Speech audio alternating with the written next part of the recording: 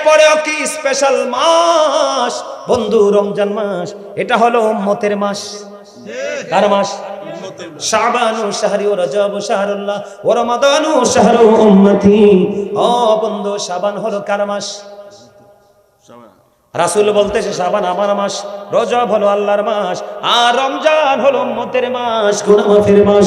জোরে জোরে সুবহানাল্লাহ। আরো শেষ হয় না, আরো কিছু শোনেন। গান বাদ্যযন্ত্র মোবাইলের মাধ্যমে শুয়ে শুয়ে গড়ে টিভি লাগায় শোনে কি শোনে না? আরো জোরে বলেন না। এদিকে এসে পড়ে শোনে কি শোনে না? ও গানের কত অনেকে রাগ করছে। এটা তো ইহুদিদের কালচার, মুসলমানের না তো। কার? বেঈমানদের কালচার, এটা আমাদের না তো।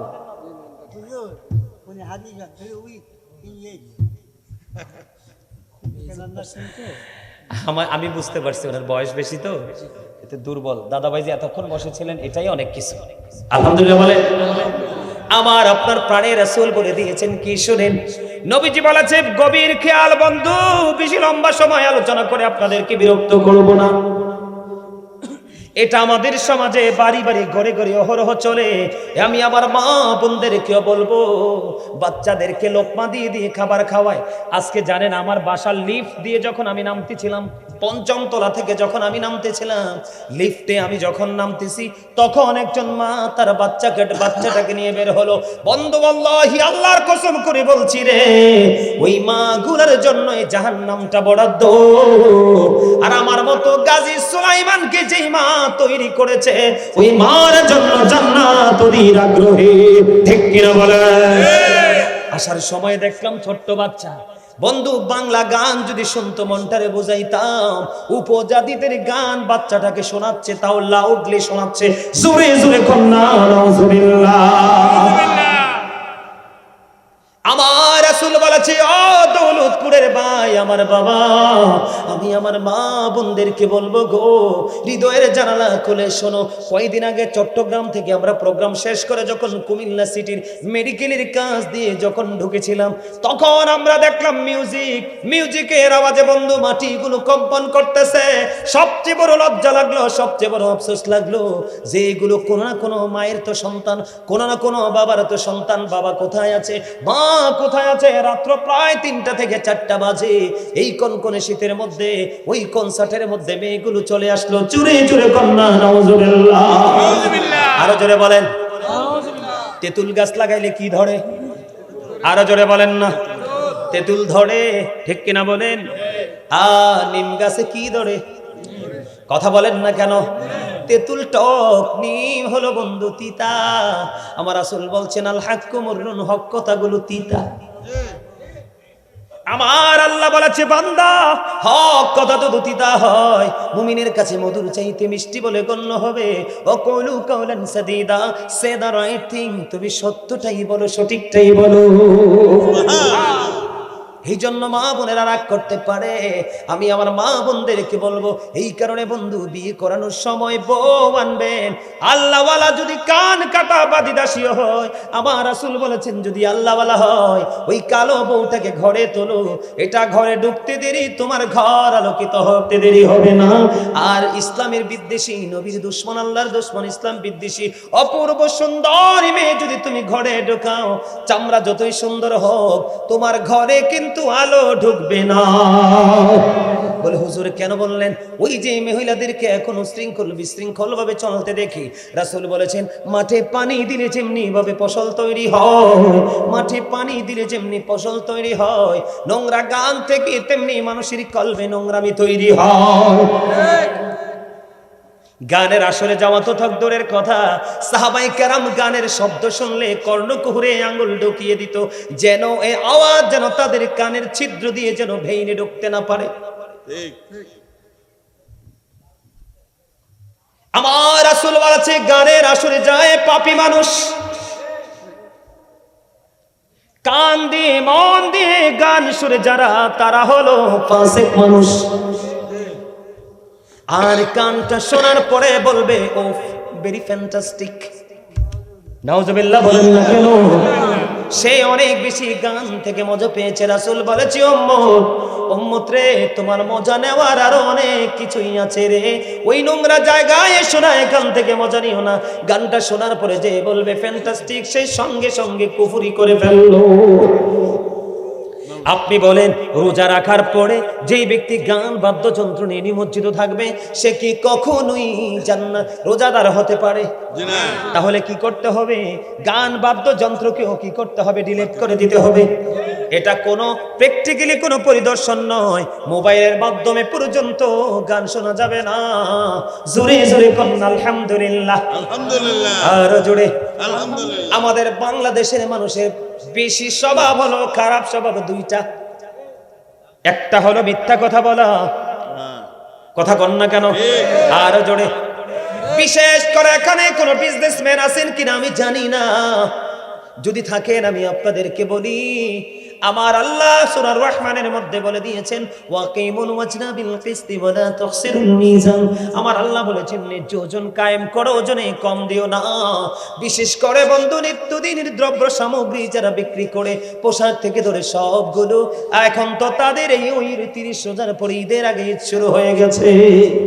যখন রমজান আগমন করে জান্নাতের দরজাগুলো খুলে দেওয়া হয়, জাহান্নামের দরজাগুলো বন্ধ করে দেওয়া হয়। সুফিলাতি শায়াতিন, শয়তানকে বন্দী করা হয়। মানে শয়তানকে কি করা হয়? শিকল দ্বারা বেঁধে দেওয়া হয়। কারণ আপনার আমার জীবনে যত অপকর্ম, প্রত্যেকটা অপকর্মের জন্য উৎসাহদাতা হলো শয়তান। আর জোরে কন না, কে? আপনাদেরকে আমি স্পেশাল একটা নিয়ামতের কথা বলবো। আপনার আল্লাহ রাব্বুল আলামিন আমাদের জন্য, রোজাদারদের জন্য একটা স্পেশাল নিয়ামত রেখেছে। রাইয়ান নামক একটা জান্নাতের গেট কাল হাসরের ময়দানে ওপেনিং করে দিবে। শুধুমাত্র রোজাদাররা এটা দিয়ে প্রবেশ করবে। রোজাদারদের ঢোকা শেষ হবে, দরজাটা বন্ধ হয়ে যাবে। এই দরজাটা যেন আপনার আমার জন্য বাজেট হয়, কিভাবে চললে সেই দরজাটা বাজেট হবে, সেটা আমি আপনাদের কাছে একটু শিখিয়ে দিব। একটুখানি আগে আমি আপনাদেরকে বুঝাই রাসূল কি জিনিস। কারণ আমি যখন বলবো রাসূলের হাদিসগুলো, এটা অনেকের গায়ে এসে পড়তে পারে, আপনার জন্য এটাকে নিতে যেন অসুবিধা না হয়। আমি আপনাদেরকে বলি, এদিক তাকান। আমরা আল্লাহকে চাই কি চাই না? আল্লাহকে চাইতে হলে আমাদেরকে কোথায় যেতে হবে? টেকনিক অবলম্বন করতে হবে। সরাসরি ডিরেক্টলি আমরা আল্লাহকে পাবো না। আল্লাহ রাব্বুল আলামিন আমাদেরকে বুদ্ধি শিখিয়ে দিয়েছে। কি বুদ্ধি শিখিয়েছে বলবো? আল্লাহ রাব্বুল আলামিন পবিত্র কালামে হাকিমে বলে দিয়েছেন, মাইয়ুতির রাসূলা ফাকাদ আতা আল্লাহ। হি হো ওবিস দা অ্যাবস্টিল ওবিস আল্লাহ। যে ব্যক্তি রাসূলের নির্দেশ মানলো, সে যেন আল্লাহর নির্দেশ মানলো। বুঝতে পারছেন নি? মানে আল্লাহ পাওয়ার পুরো নিয়ামতটাই কার কাছে? রাসূলের কাছে। শুধু এখানে ক্ষান্ত নয়, আল্লাহ রাব্বুল আলামিন ইহুদি খ্রিস্টানেরা বক্তব্য দিয়েছে। দিক তাকান, এখনকার কিন্তু আপনার আমার যুবকরা, আপনার আমার ছেলেরা, এই প্রজন্মের যে যুবক 15, 16, 17, 18 বছর বয়সী ছেলেরা, এরা কিন্তু, ছেলেরা মেয়েরা ম্যাক্সিমামে কিন্তু পথভ্রষ্ট। কাকে ফলো করে? এই মোবাইল ফলো করে। এটার মধ্যে কি আছে? শুধু বেঈমান কাফেরেরা। বহুত বললে হবে না, স্পেসিফিক ভাবে বলতে হবে। এখানে কারা ঢুকে আছে? বেঈমান কাফেরেরা। কারা? এটার মধ্যে কি আছে? বেঈমান কাফেরেরা। এখন বেঈমান কাফের মুসলমানের বন্ধু না শত্রু? শত্রু তো আপনারা মুখস্থ বলছেন, আর আমি বলি আল্লাহ কোরআনে বলেছে, ইন্নাল কাফিরিনা কানু লাকুম আদুওয়াম মুবিনা। আল্লাহ বলেছেন, দ্য হেরিটেক্স আর the eternal enemy of the believers. ঈমানদারদের প্রকাশ্য শত্রু হলো বেঈমান কাফেরেরা। এখন এই শত্রুকে ফলো করলে ঠিকানা কোথায়? জাহান্নাম। কারণ আল্লাহ বলেছেন, উইদ্দাত লিল কাফিরিন, কাফেরদের জন্য আল্লাহ বরাদ্দ করেছে জাহান্নাম। তাহলে শত্রুর সাথে মিলে আপনি বরাদ্দ করে নিলেন, দলিল করলেন জাহান্নামকে। জোরে জোরে কর নাউযুবিল্লাহ। নাউযুবিল্লাহ। কি? এই জন্য আমি আপনাদেরকে বলি, ইহুদিরা কি বলে জানেন? তাদের একটা ধর্মগ্রন্থের নাম হলো দা ওল্ড ও নিউ টেস্টামেন্ট। এটাতে তারা বক্তব্য দিয়েছে, he that love with not know with not God for God is love. এরা বক্তব্য দিয়েছে, যেজন প্রেম করে না সেজন আল্লাহকে জানে না, ফর গড ইজ লাভ, আল্লাহই প্রেম। কিন্তু আল্লাহ রাব্বুল আলামিন বলেছেন, নো, সে বলুন, ইফ ইউ ডু লাভ আল্লাহ, যদি তোমরা আল্লাহকে ভালোবেসে থাকো, ফলো মি মুহাম্মদ সাল্লাল্লাহু আলাইহি ওয়াসাল্লাম, মুহাম্মদ সাল্লাল্লাহু আলাইহি সাল্লামের অনুগত হয়ে যাও। আল্লাহ উইল লাভ ইউ, আল্লাহ তোমাদেরকে ভালোবাসবে, এন্ড ফরগিভ ইউর সিনস, আল্লাহ সমস্ত জীবনের গুনাহ মাফ করে দিবে। আল্লাহ তো ইংলিশে ওয়াজ করে নাই, ওয়াজটা করেছি আমি ইংলিশে। কারণ এখানে কলেজ ইউনিভার্সিটির স্টুডেন্ট থাকতে পারে, তারা যেন ইজিলি ব্যাপারটা বুঝতে পারে। কারণ এখনকার কিন্তু ম্যাক্সিমামে দেখবেন বাংলাদেশে যত অপকর্ম করাচ্ছে, আমাদের মতো কিছু কাঠমোল্লা আমাদের যুবকদেরকে ব্যবহার করে। আমার কথা বলে না? বলছি আপনাদের এখানে হয়তো নাই। ওরা সমাজের ধনী মানুষের বাচ্চাগুলোকে টার্গেট করবে। তারা যেটা করলে খুশি হবে ঠিক সেটা করে তাদের মনে ঢুকবে। ঢোকার পরে আপনার মসজিদের ইমাম সাহেব বা খতিব সাহেব সহি আছে, তাকে এখান থেকে বের করার জন্য বিভিন্ন কৌশল অবলম্বন করে তাকে এখান থেকে বের করে তাদের মোল্লা ঢুকাবে। সমাজ দিন দিন গোমরাহির দিকে যাচ্ছে। কথা বলেন না কেন? এই জন্য আল্লাহ রাব্বুল আলামিন বলেছেন, কুল ইন কুনতুম তুহিব্বুনাল্লাহা ফাত্তাবিউনি ইউহিব্বুকুমুল্লাহু ওয়া ইয়াগফির লাকুম যুনুবাকুম ওয়াল্লাহু গফুরুর রহিম। জোরে জোরে বলুন আল্লাহু আকবার। ব্যাপারটা সহজ তো, ইজি কিনা? এবার বন্ধু আমি কোরআন থেকে বের হয়ে একটু হাদিস শরীফের দিকে যাব। আমার নবী, আপনার নবী, রাহমাতাল লিল আলামিন নবী, তিনি বন্ধু বলে দিয়েছে, বুখারী এবং মুসলিম শরীফের মধ্যে যে হাদিস কানা রাসূল বলেছেন, আর আবি হুরায়রা রাদিয়াল্লাহু তাআলা قال قال رسول الله صلى الله عليه وسلم من اطاعني فقد اطاع الله ومن عصاني فقد عصى الله ومن اطاع اميري فقد اطاعني ومن عصى اميري فقد عصاني متفق عليه। জোরে জোরে বলুন আল্লাহু আকবার। হযরত আবু হুরায়রা রাদিয়াল্লাহু তাআলা আনহু থেকে হাদিস কানা বর্ণিত, আমার নবী, আপনার নবী, তো জাহানের বাদশা নবী, তিনি প্রাণের নবী, তিনি বলে দিয়েছেন, মান আতাআনি ফাকাদ আতা আল্লাহ, যেই ব্যক্তি আমার অনুগত করে সে যেন আল্লাহর অনুগত করলো। ওমান আসানি ফাকাদ আসা আল্লাহ, যে আমার অবাধ্য করে সে মূলত আল্লাহর অবাধ্য করলো। এটা হলো ফার্স্ট স্টেজ। সেকেন্ড স্টেজে এসে রাসূল কি বলেছেন, ওমান আতা আমিরি ফাকাদ আতানি, আবার রাসূল বলেছেন যেই ব্যক্তি আমার আমিরের অনুগত করে সে যেন আমার অনুগত করলো। ওমান আসা আমিরি ফাকাদ আসানি, মুত্তাফাকুন আলাইহি। রাসূল বলেছেন যে আমার আমিরের অবাধ্য করে সে যেন আমার অবাধ্য করলো। বিষয়টা কোথায় গেল? আপনি যদি আপনার আশেপাশে হোক, দূরে হোক, কাছে হোক, দূরে হোক, যেখানেই হোক বন্ধু, আপনার যদি হক্কানি কোনো আলেমের সাথে যদি আপনার প্রেমের ডুরি লেগে যায়, যে আলেম হতে হবে আহলুস সুন্নাত ওয়াল জামাতের অন্তর্ভুক্ত। কারণ আমার রাসূল বলেছেন আহলুস সুন্নাহ ওয়াল জামাত ইজ দা বেস্ট পার্টি। ওই পার্টির জন্যই বরাদ্দ আছে আমার আল্লাহর নিয়ামতে পরিপূর্ণ। সুবহানাল্লাহ। এটা আমার কথা না, রাসূলের কথা। এখন রাসূলের কথা সত্য না মিথ্যা? সত্য। আর যারা বলেন সত্য, এটার মধ্যে সন্দেহ আছে না? রাসূল বলেছেন যে ব্যক্তি আমার আমিরের অনুগত করে সে আমার অনুগত করে। বন্ধু, আপনি যদি হক্কানি কোন আলেমের সাথে প্রেমের ডুরি লাগাইতে পারেন, ওই প্রেম বন্ধু লেগে যায় রাসূলের সাথে। রাসূলের সাথে প্রেমের ডুরি লাগলে অটো আল্লাহ আপনার হয়ে যায়। যে কোনো হক্কানি আলেমের বিরোধিতা করলো সে যেন নবীর বিরোধিতা করলো, আর নবীর সাথে যারা বিরোধিতা করলো তারা আল্লাহর অবাধ্য হয়ে গেল। ঠিক কিনা বলেন? বুখারী এবং মুসলিম শরীফ থেকে প্রমাণিত বন্ধু, আল্লাহর কোরআন থেকে প্রমাণিত। কি জন্য? আর কিছু লাগতো না, আর কেউ ডিস্টার্ব করেন না, একটা সাউন্ড দিবেন না। আইকুদুর মন মজাই ওয়াজটা করি, ঠিক আছে নি? হ্যাঁ, ওয়াজকে মজা লাগে। আপনার আবার নেগেটিভ কিছু নিয়ে না। উনি আমার দরুদি হয়ে বলছে যে হুজুর ওখানে পানি আছে। আমার আবার ওয়াজ 3 ঘন্টা 4 ঘন্টা করলেও আমার আবার চা বা পানি কিছু লাগে না, আলহামদুলিল্লাহ। আমি কিন্তু কারো বাড়িতে কিছু খাই না। আমার জীবন আমি মাছ গোস্ত কেমন মজা সেটা বলতে পারবো না। মাছ কেমন মজা, গোস্ত কেমন মজা আমার জীবন আমি খাই নাই। 12 মাস শাকসবজি খাই একমাত্র নিজের ঘরে। হজে গেছি, খাবার নিয়ে গেছি। এই যে প্রোগ্রামে যাই এক ডিস্ট্রিক্ট থেকে আরেক ডিস্ট্রিক্টে প্রতিদিন, যতই দাওয়াত দিবেন আমি আপনার বাড়িতে এসে 3 ঘন্টা ওয়াজ করতে রাজি আছি, কিন্তু এক গ্লাস পানি খাইতে রাজি নেই। আমি কারো বাড়িতে কিছু খাই না। আপনারা দেখবেন অনলাইনে ঢুকে হাজার হাজার ভিডিও দেখবেন, কিন্তু একটা চা বা পানি বা কফি খাইতে আমি খাইও না, ঘরেও খাই না। আলহামদুলিল্লাহ বলেন আলহামদুলিল্লাহ, আরো জোরে আলহামদুলিল্লাহ, আর একটু মহব্বতে আলহামদুলিল্লাহ। কিন্তু আমি সময়টাকে অনেক বেশি মূল্যায়ন করি। কেউ যদি কথা বলে আমি স্টেজে তাকে দাঁড় করাই, তোমার সমস্যা কি? ভালো না লাগলে বাড়ি চলে যাও। আমার সামনে 5 জন থাকলে দ্যাটস এনাফ। কারণ এখানে যেমন জান্নাতের বাগানে উপস্থিতি কম, ওই চিরস্থায়ী জান্নাতের বাগানের উপস্থিতিও কমই হবে। প্রতি 1000-900, মনে রাখবেন, প্রতি 1000-999 জন যাবে জাহান্নামে, অনলি 1%, একটা লোক মাত্র যাবে জান্নাতে। একটা লোক। সেই লোকটা কেমন কম্পিটিশনে আছে, সেই কম্পিটিশন করেওয়ালা ব্যক্তিগুলোকে আজকে চিহ্নিত করব, তাহলেই আপনি রোজাদার হতে পারবেন। না হয় সারাদিন রোজা রেখে, রাসূল বলেছে তুমি সারাদিন শুধু পানাহার ত্যাগ করছো, এটাই তোমার নসিবে জুটলো, আর কিছুই। তুমি রাত্রে তারাবি পড়েছো, কিন্তু তুমি রাত্রিটাই জাগ্রত রইলে তোমার নসিব আর কিছুই জুটলো না। যদি তুমি আমি আজকে যা বলবো সেগুলো মেনে যদি তুমি রোজা রাখতে পারো, তোমার দিনের রোজা, রাতের কোরআন তেলাওয়াত দুটোই তোমার পক্ষে সাক্ষী দিবে। আর এই সাক্ষীর কারণে আল্লাহ তোমার জন্য বরাদ্দ দিবে। আল্লাহ বলবে ইউ গো টু প্যারাডাইস, জান্নাতে চলে যাও। ওই রাইয়ান নামক জান্নাতের গেট দিয়ে, লোকাল গেট দিয়ে নয়। জোরে জোরে কন্যা সুবহানাল্লাহ। বলো হুজুর ওখানে কি লোকাল শব্দ আছে নাকি? না, রোজাদারদের জন্য তো স্পেসিফিক ভাবে আল্লাহ স্পেশাল নিয়ামত বরাদ্দ রেখেছে। আপনারা জানেন না তো, রমাদানু ইলা রমাদান, হাদিস শরীফের একবারে শেষ অংশে রাসূল বলেছেন এক রমজান থেকে আরেক রমজান পর্যন্ত যদি আপনি যথা নিয়মে কাজ করে যেতে পারেন, 305 দিনের একটা গ্যাপ আছে। কি আছে? 305 দিনের একটা গ্যাপ আছে। এই 305 দিনের গুনার কাফফারা হয়ে যাবে। আপনি গত বছরের রোজাটা যদি সঠিকভাবে পালন করে থাকেন, এই বছরের রোজাটা যদি সঠিকভাবে পালন করতে পারেন, ঈদের নামাজ পড়তে যাবেন এক রাস্তা দিয়ে আর তাকবীরে তাশরিক দিতে থাকবেন, আল্লাহু আকবার আল্লাহু আকবার আল্লাহু আকবার লা ইলাহা ইল্লাল্লাহ আল্লাহু আকবার আল্লাহু আকবার লিল্লাহিল হামদ।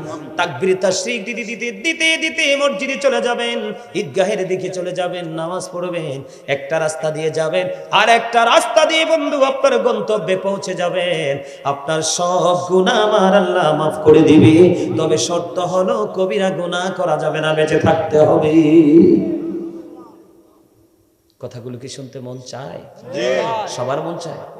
আলহামদুলিল্লাহ বলেন আলহামদুলিল্লাহ। কারণ আপনাদের এখানে পজিটিভ দিকের কোনো শেষ নাই।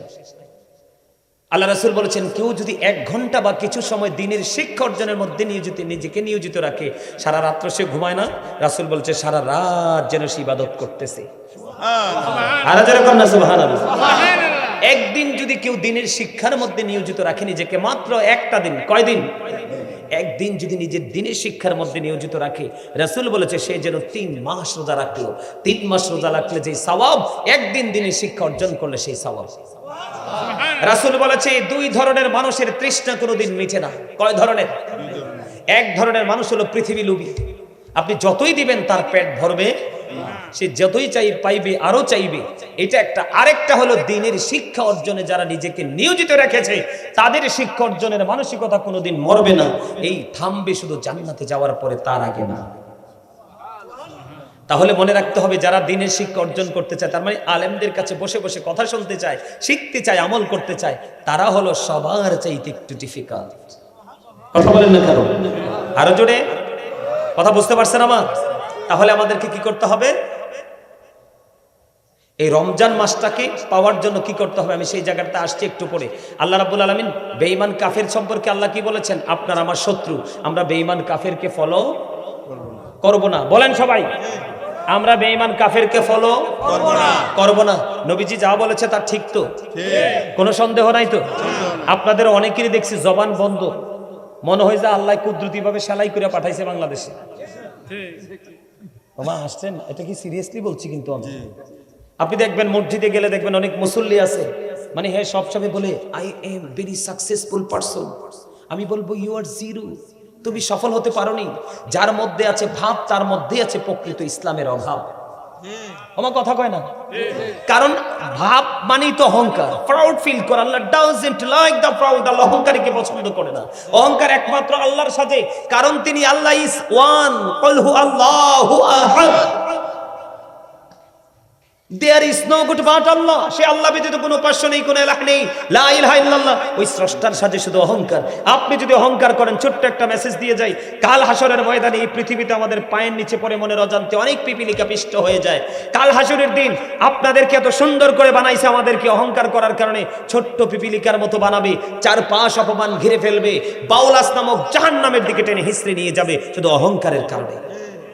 যার মধ্যে বিন্দু পরিমাণ অহংকার থাকবে তার ঠিকানা হবে জাহান্নাম, আর যার মধ্যে বিন্দু পরিমাণ ঈমান থাকবে তার ঠিকানা হবে জান্নাত। কথা বুঝেন না কেন?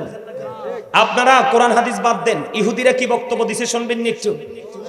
ইহুদিরা কি বলেছে? আমেরিকার গবেষক মাইকেল এইচ হার্ট তিনি বক্তব্য দিয়েছেন, দি 100 এ ranking of the most influential person in the history.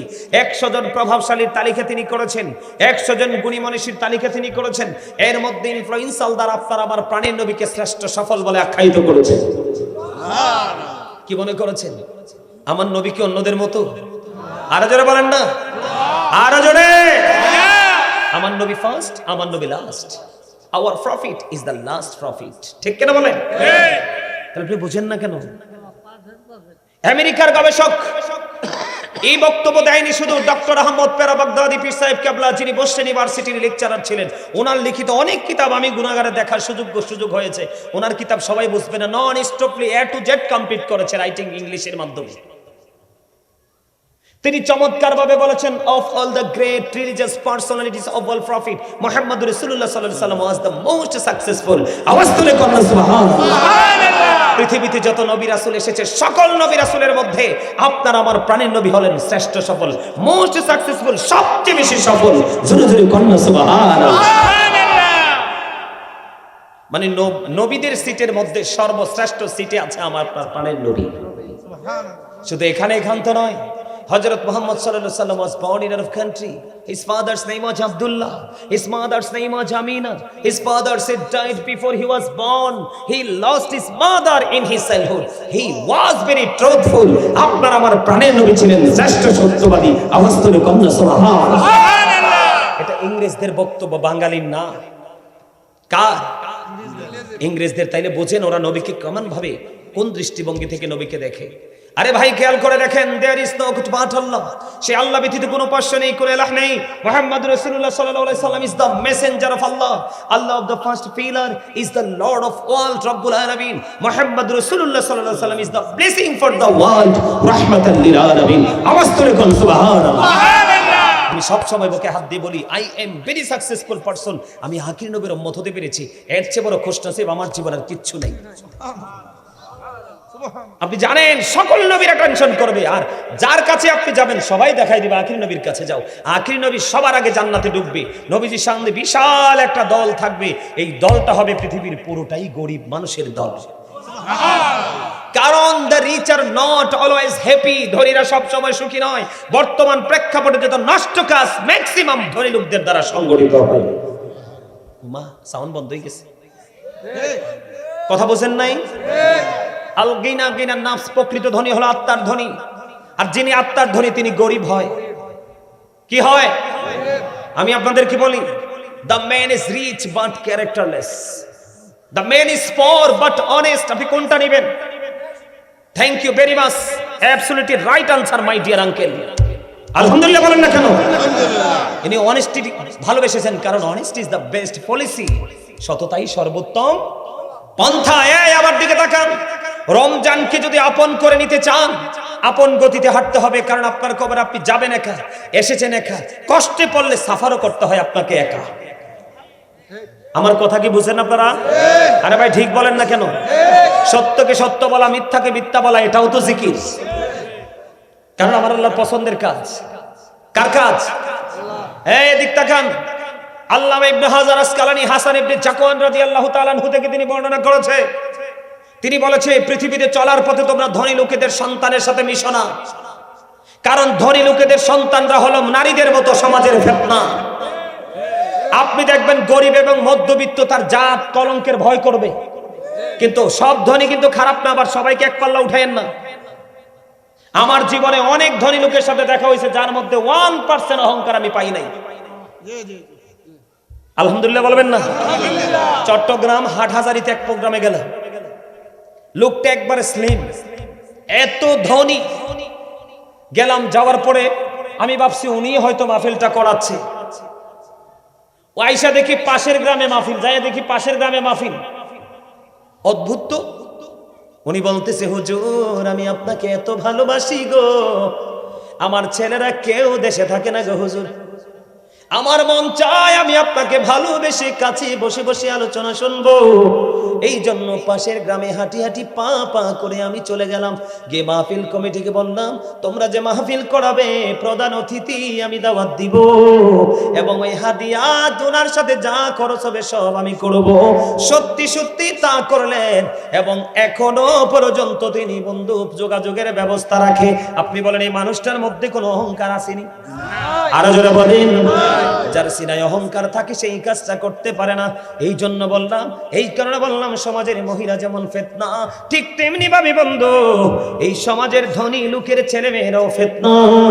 কারণ ধনীরা কলঙ্কের ভয় রাখে না, জানে সে কোনো অন্যায় অকারেন্স করলে তার বাবা কোনো না কোনো ভাবে এটাকে ধামাচাপা দিয়ে কারো না কারো কাঁধে জোরপূর্বক তুলে দিতে পারবে। এটা আমার বক্তব্য নয়, আমাদের পূর্বসূরি আইম্মায়ে কেরামের বক্তব্য বন্ধু। কেন বললাম? আপনি রমজান মাসে জিনা ব্যভিচার হয় কি হয় না? আরো জোরে বলেন না, হয় কি হয় না? আমি আপনাদেরকে বলবো, আপনি রোজাকে কেমন করে রোজা হিসেবে দেখবেন, রোজা হিসেবে কেমন করে পালন করবেন বন্ধু। সর্বপ্রথম আপনার কাজ হলো রমজান মাসে যখনই আপনি বের হবেন চক্ষুটাকে নিম্নগামী করে হাঁটবেন, নিচু করে হাঁটবেন। হুজুর কেন গো? আমার রাসূল বলে দিয়েছেন, যেই ব্যক্তি চক্ষুটাকে নিম্নগামী করে চলতে শিখবে, আমি নবী কথা দিলাম আমি তোমার জান্নাতের দায়িত্ব নিয়ে নিব। তার মানে তোমাকে জান্নাতে ঢোকানোর দায়িত্ব আমি নবীর। কারণ আমি নবী বলেছি তুমি চক্ষুটাকে নিম্নগামী করো। তুমি এই কথাগুলো শোনার পরে মানা শুরু করে দিয়েছো। কারণ রাসূলকে ভালোবাসা, রাসূলকে মহব্বত করা আপনার আমার জন্য ফরজ এবং ঈমান। এখন কে মুখে বলবো ভালোবাসি না, কর্ম দ্বারা। আরো জোরে বলেন না। বলে হুজুর কেন চক্ষুটাকে নিম্নগামী করতে হবে? আপনি যখন চক্ষুটাকে নিচু করে রাখবেন কোনো নোংরামি আপনার চোখে আস পড়বে না। যদি কোনো নোংরামি যদি চোখে না পড়ে আপনার মনের ঘরে কোনো নোংরামি ঢুকবে না। আর কোনো নোংরামি যদি না ঢুকে আপনার দ্বারা কোনো নোংরামি বন্ধু নফসের নোংরামি করা সম্ভব না। কথা কি বুঝতে পারছেন? আমার দিকে তাকান বন্ধু, বুঝতে পেরেছেন? মানুষকে কিন্তু হত্যা করা জায়েজ নয়, কিন্তু যারা জিনা করবে, ব্যভিচার করবে তাদেরকে হত্যা করা বৈধ। এই যে জিনা করা, ব্যভিচার করা, সমকামিতা করা, এগুলো লূত আলাইহিস সালামের জামানায় ছিল বন্ধু।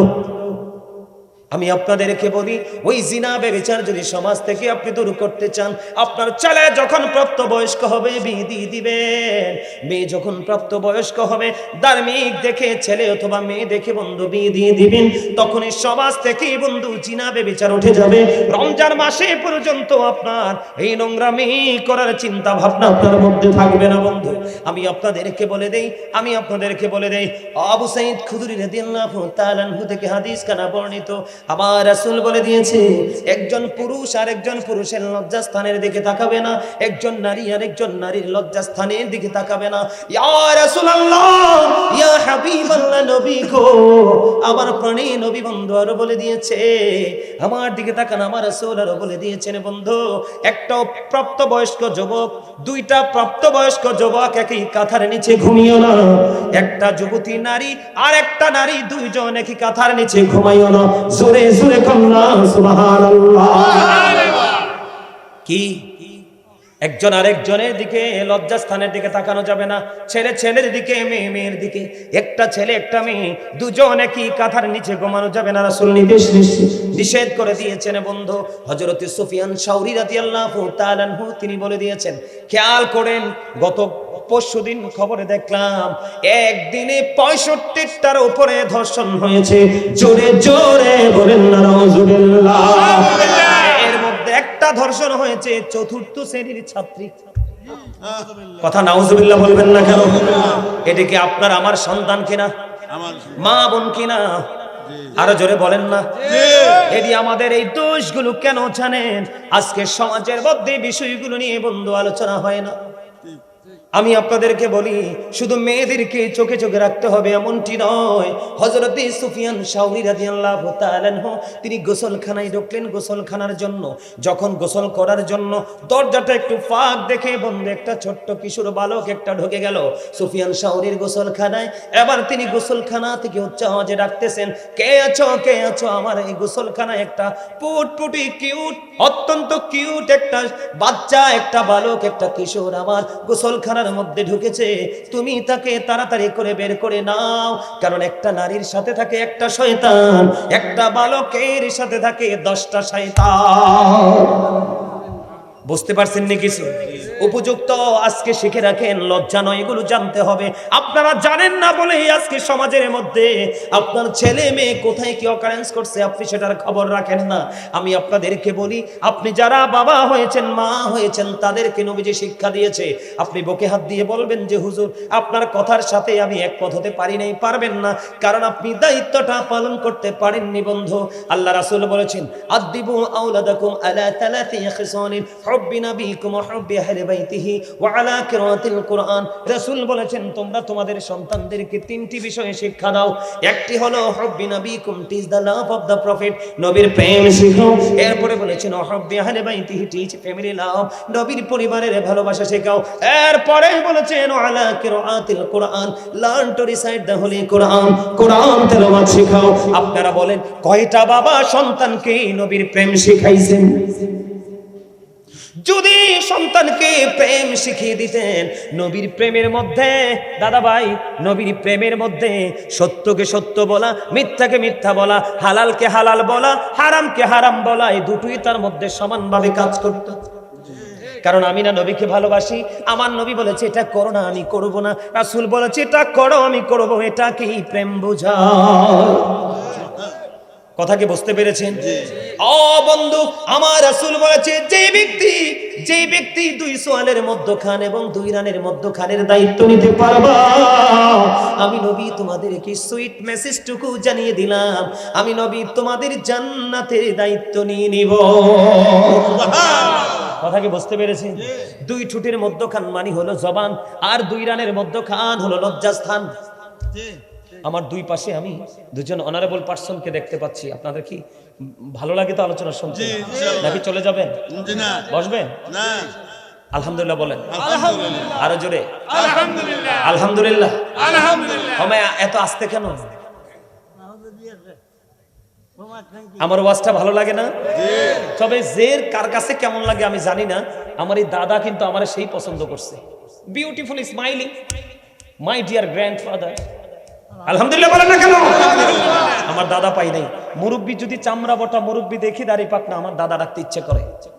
আমার জীবনে যত মুরব্বী দেখছি হয় নানা ডাকছি, না হয় দাদা ডাকছি। আমার জীবনে নানাকেও দেখি নাই, দাদাকেও দেখি না। আমার জন্মের আগেই দুজন হারিয়ে গেছে। এই জন্য আমি দেখছি আমার দাদা ভাইয়ের পলকহীন দৃষ্টি আমার দিকে, মনে হয় যেন তিনি আরো কিছু চায়, যত কিছু পায় আরো কিছু চায়। এটাই হলো প্রেমের নমুনা। আলহামদুলিল্লাহ বলেন না কেন? আরে জোরে বন্ধু, তুমি তোমার দুই রানের মধ্যখানের দায়িত্ব নিয়ে নাও, আর দুই সোয়ালের মধ্যখানের দায়িত্ব নিয়ে নাও, আর তোমার ঘরে ধার্মিক বউ তুমি ঘরে তুলে নাও। তোমার মেয়ের জন্য ধার্মিক ছেলেকে তুমি জামাই করে ঘরে বানিয়ে নাও, তাহলে সমাজ এবং বাংলাদেশ জিনা মুক্ত, ব্যভিচার মুক্ত হয়ে যাবে। কারণ আমাকে শিক্ষিত একটা মা দাও, আমি তোমাদেরকে শিক্ষিত জাতি দিব। কথা কি বুঝতে পেরেছেন? আরো জোরে বলেন। আমার কথা বুঝতে পারছেন? এই জিনা ব্যভিচার থেকে যদি বেঁচে থাকতে পারেন এবং নোংরা জিনিস দেখা থেকে যদি নিজেকে হেফাজতে রাখতে পারেন, তাহলে হবেন আপনি রোজাদার। কি? কারণ জিনাল আইনুন নাজরুল, চোখের জিনা হলো দেখা, চোখের পাপ হলো দেখা। নোংরা জিনিস থেকে যদি আপনার চক্ষুকে দূরে রাখতে পারেন, তাহলে আপনার পুরো অঙ্গ কি থাকবে? নিরাপদে থাকবে, সেফটিতে থাকবে। ঠিক কিনা বলেন? আপনারা ভুলে গেলে চলবে না। ফসল যখন হয় সেই ফসলের ওসর আদায় করতে হয়। সম্পদ যখন থাকে, সোনা গয়না ব্যাংক ব্যালেন্স টাকা, সেটার জাকাত দিতে হয়। আল্লাহ যে আপনার এত সুন্দর বডি বানালো, সেটার জাকাত দিতে হবে না? সেটার জাকাত হলো রোজা। আরো জোরে বলেন না সুবহানাল্লাহ। আরো জোরে। রমজান নিয়ে আমি অনেকগুলো গজল লিখছি, এর মধ্যে একটা গজল মনে পড়ছে, একটু কি শোনাবো? শুনবো একটু ছোট্ট করে। রমজানেরই চাঁদ উঠেছে ওই আকাশে দেখো, সকল কিছু ভুলে গিয়ে রোজাগুলি রেখো। আমি বলছি বারে বারে তুমি আসবে না তো আর, আমি বলছি বারে বারে তুমি আসবে না তো আর, একদিন তো যেতে হবে তুমি মনে রেখো, সকল কিছু ভুলে গিয়ে রোজাগুলি রেখো। মারহাবা বলেন না? রোজা রাখা মানে কি? সারাদিন উপাস থাকা। কথা বলেন না কেন? রোজা রাখা সারাদিন উপবাস থাকার নাম নয়। উপবাস থাকার পাশাপাশি সকল নোংরামিকে বাদ দিতে হবে, তাহলে আপনি হবেন জান্নাতি। জোরে জোরে বলেন না, কথা কি বুঝতে পারছেন? আপনি পানাহার ত্যাগ করার সাথে সাথে সকল নোংরামি ত্যাগ করতে হবে। সর্বপ্রথম চোখের দৃষ্টিকে নিম্নগামী করতে হবে, তখনই আপনি সকল নোংরামি থেকে বাঁচতে পারবেন। এবার আসেন বন্ধু, সেকেন্ড টপিক আমার। কথা বলা যাবে না। তোমরা যারা বেজ্জুল হচ্ছ, ওরা বাচ্চাদেরকে কন্ট্রোল করো।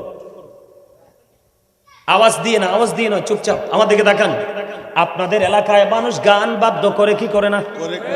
করে কি করে না?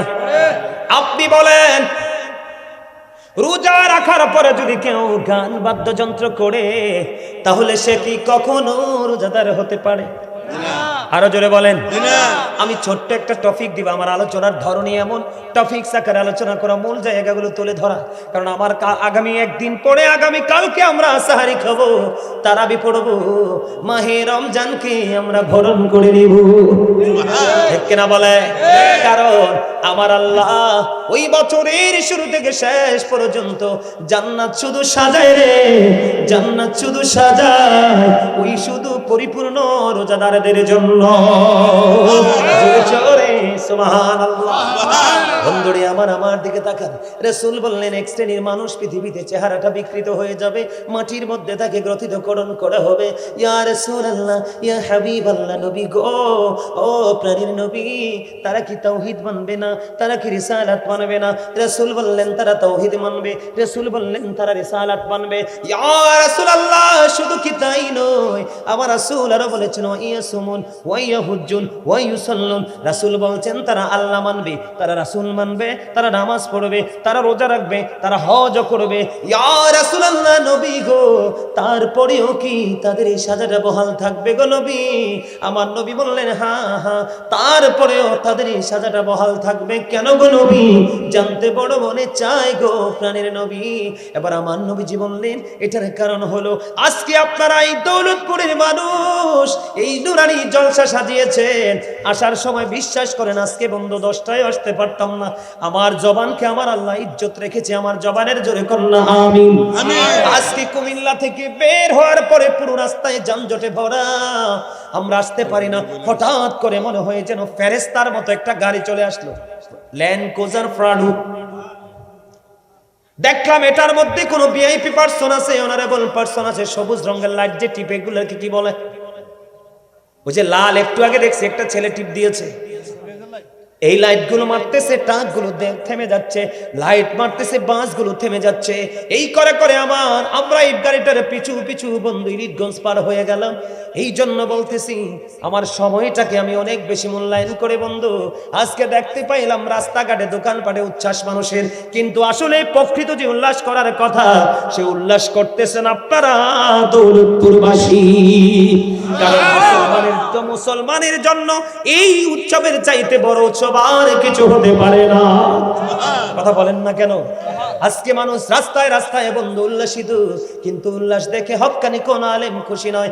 এই কারণে আমি আপনাদেরকে বলি, পাড়ায় পাড়ায় মহল্লায় মহল্লায় গানের আসর বসানো হয়। আমার রাসূল বলেছেন, তারা আল্লাহ মানবে, তারা তাওহীদ মানবে, রিসালাত মানবে, নামাজ পড়বে, রোজা করবে, হজ করবে, তারপরেও তাদের এই সাজা বহাল থাকবে। নবী গো, কেন গো? আমার রাসূল বললেন, তারা গানের আসর বসাবে, ওই গানের আসরে মদ গাজার আসর বসবে। জোরে জোরে কন্যা নাউজুবিল্লাহ। গানের আসর হয় কি হয় না? আরো জোরে বলেন, হয় কি হয় না? আপনারা মনে করেন না যে বিয়ার মধ্যে যে গান বাজে এটাই গান। আপনার গান বাজানোর জন্য ঘরে ঘরে পকেটে পকেটে এটাই যথেষ্ট। কথা বলেন না কেন? ঠিক বলেছি কিনা? এখন মদ কি হারাম না হালাল? আল্লাহ বলেছেন, ইন্নামাল খামরু ওয়াল মাইসিরু ওয়াল আনসাবু ওয়াল আজলামু রিজসুম মিন আমালিশ শাইতান ফাজতানিবুহু লাআল্লাকুম তুফলিহুন। জোরে জোরে আল্লাহু আকবার। আমার আল্লাহ বলেছেন, মদ, জুয়া, মূর্তি, ভাগ্য গণনা, ঘৃণ্য বস্তু শয়তানের কাজ। এখন আপনার প্রশ্ন হলো, শয়তান আপনার বন্ধু না শত্রু? শত্রু।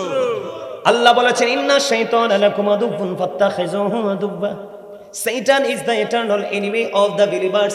শয়তান ঈমানদারদের প্রকাশ্য শত্রু। কিন্তু মুত্তাকি যারা, মুমিন মুত্তাকি যারা, তাদের সম্পর্কে আমার আল্লাহ ওয়াজ করতেছেন, ইন্না কাইদা শাইতানি কানা দাঈফা। আল্লাহ বলেছেন শয়তান ডিসিপশন ইজ ভেরি উইক। শয়তানের ধোঁকা মুমিনের জন্য একেবারে দুর্বল। হাজার চেষ্টা করেও মুমিনকে আটকাতে পারে না।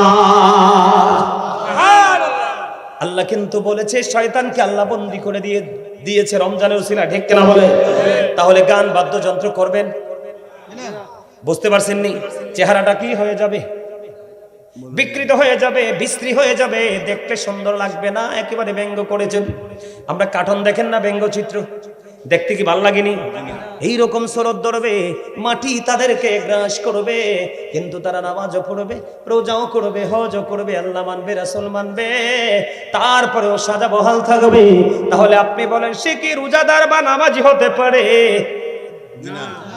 আমার রাসূলের হাদিস থেকে বোঝা যায়, আমার আল্লাহ বলেছেন কি, ইন্না সলাতা তানহা আনিল ফাহশাই ওয়াল মুনকার। সূরা আনকাবুতের মধ্যে আমার আল্লাহ বলেছেন নামাজ মানুষকে খারাপ কাজ থেকে বাঁচিয়ে রাখে।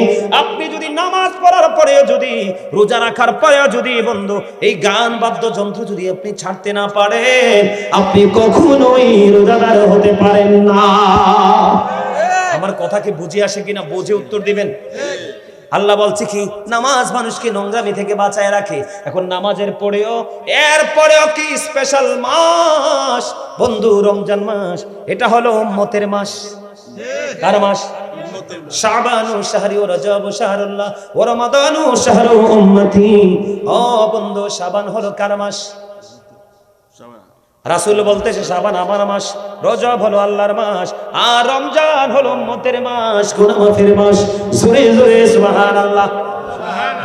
আরো শেষ হয় না, আরো কিছু শোনেন। গান বাদ্যযন্ত্র মোবাইলের মাধ্যমে শুয়ে শুয়ে গড়ে টিভি লাগায় শোনে কি শোনে না? আরো জোরে বলেন না। এদিকে এসে পড়ে শোনে কি শোনে না? ও গানের কথা অনেকে রাগ করছে। এটা তো ইহুদিদের কালচার, মুসলমানের না তো। কার? বেঈমানদের কালচার, এটা আমাদের না তো।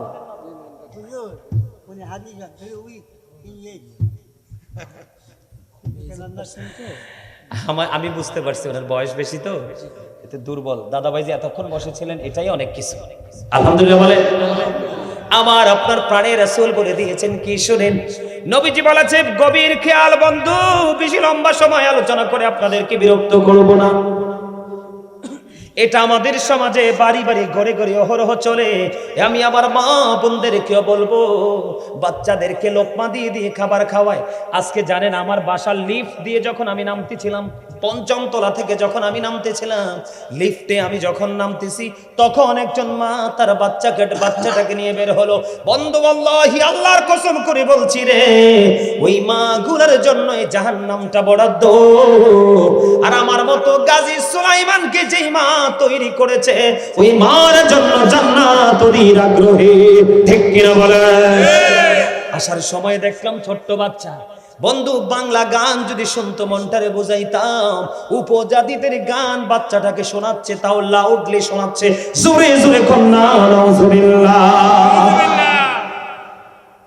আমার রাসূল বলেছে, ও দৌলতপুরের ভাই, আমার বাবা, আমি আমার মা বোনদেরকে বলবো গো, হৃদয়ের জানালা খুলে শোনো। কয়েকদিন আগে চট্টগ্রাম থেকে আমরা প্রোগ্রাম শেষ করে যখন কুমিল্লা সিটির মেডিকেলের কাজ দিয়ে যখন ঢুকেছিলাম, তখন আমরা দেখলাম মিউজিকের আওয়াজে বন্ধু মাটিগুলো কম্পন করতেছে।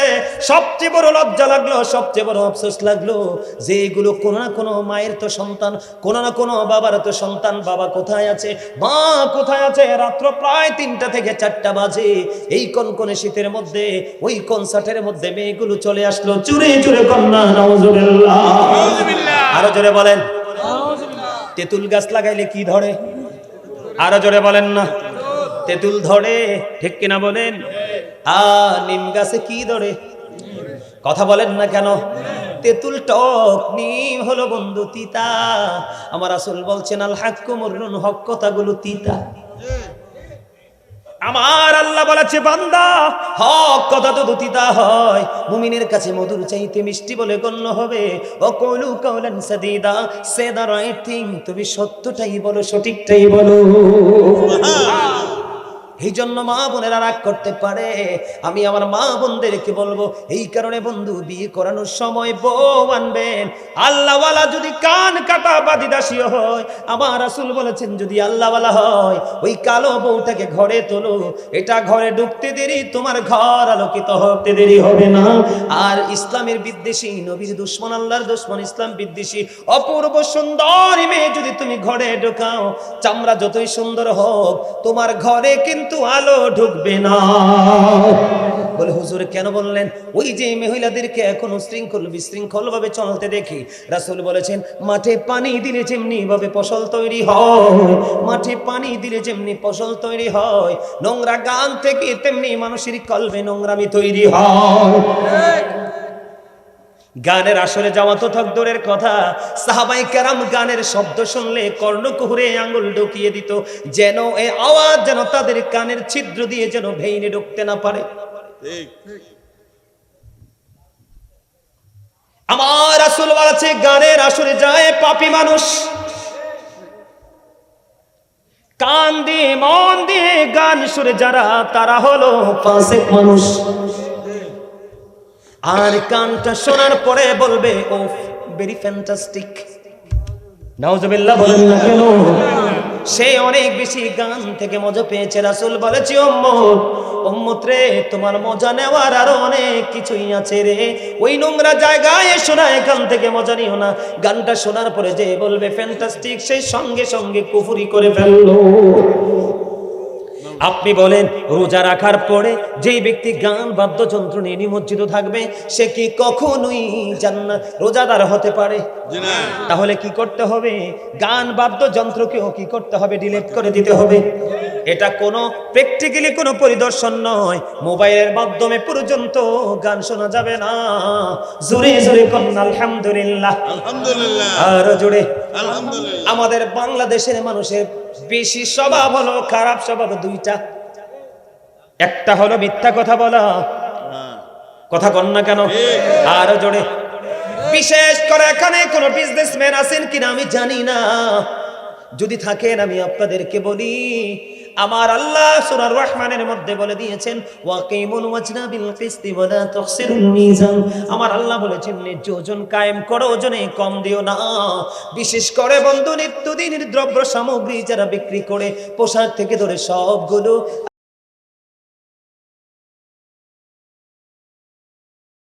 ম্যাক্সিমাম ব্যবসায়ী কসাই কিনা? আরো জোরে বলেন না।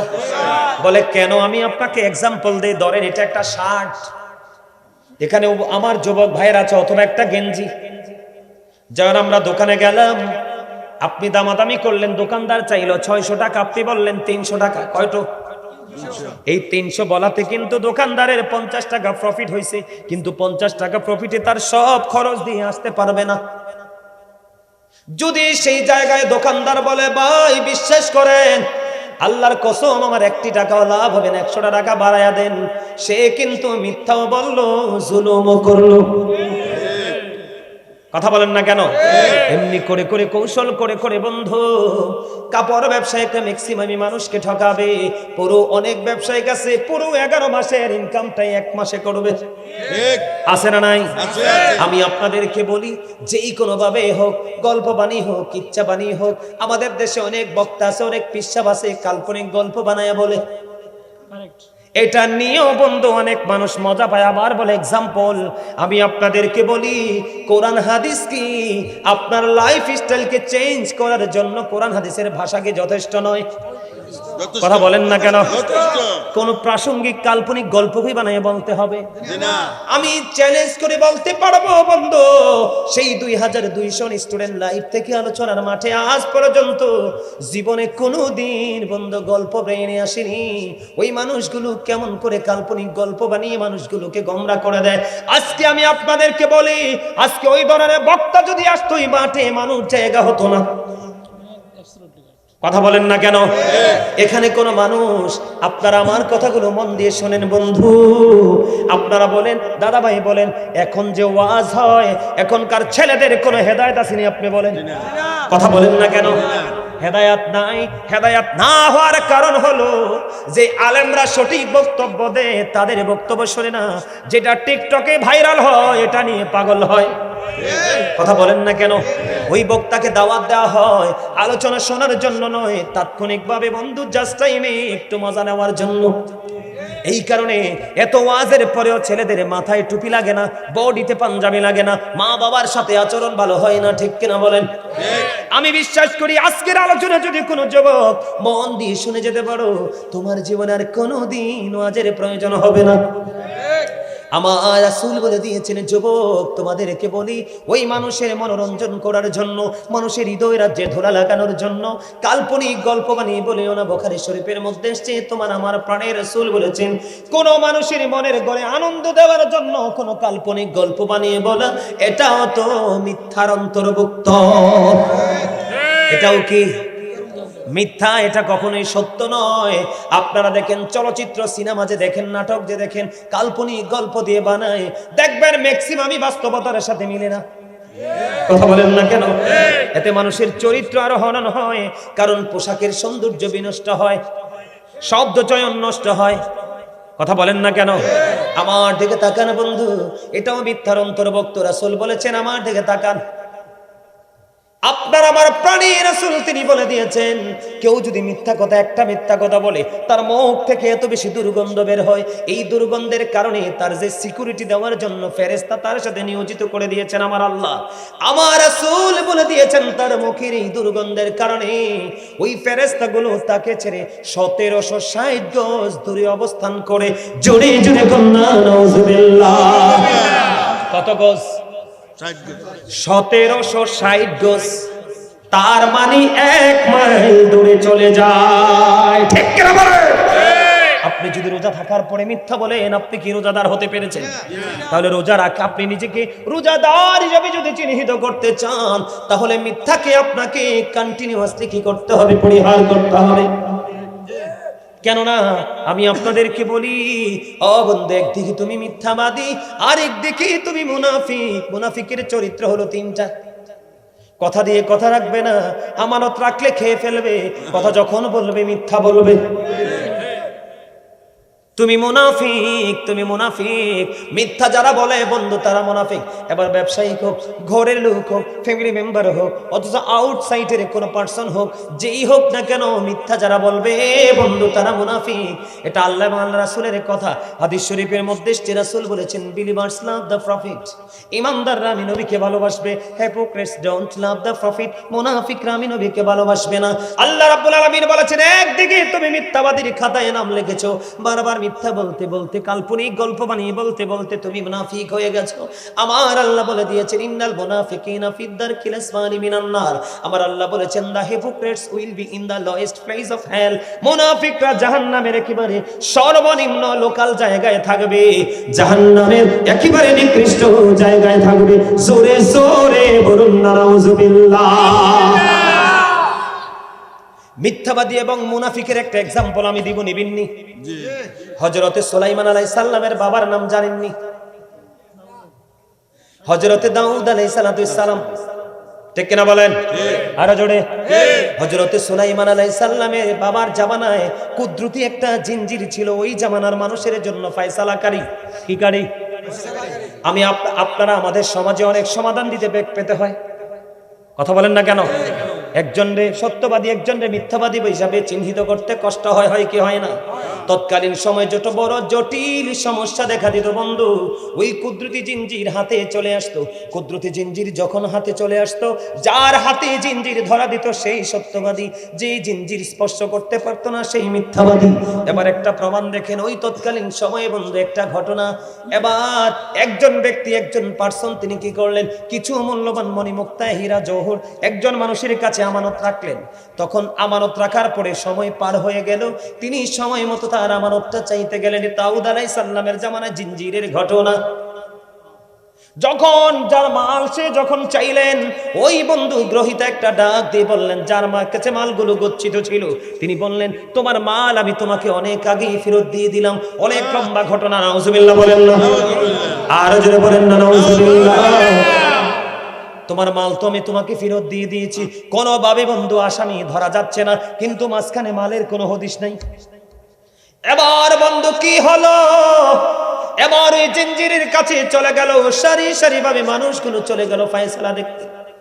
বন্ধুরে আমার, যার কাছে মালগুলো আমানত ছিল, ওই লোকটা একটা লাঠি নিয়ে আসলো। কি নিয়ে? লাঠি নিয়ে আসলো। ওই লাঠিটা কি করলেন, যার মাল তার হাতে তুলে দিলেন, দিয়ে বললেন, বন্ধু তুমি এটা রাখো, আমি জিঞ্জির স্পর্শ করে আসলে আমাকে ফেরত দিও।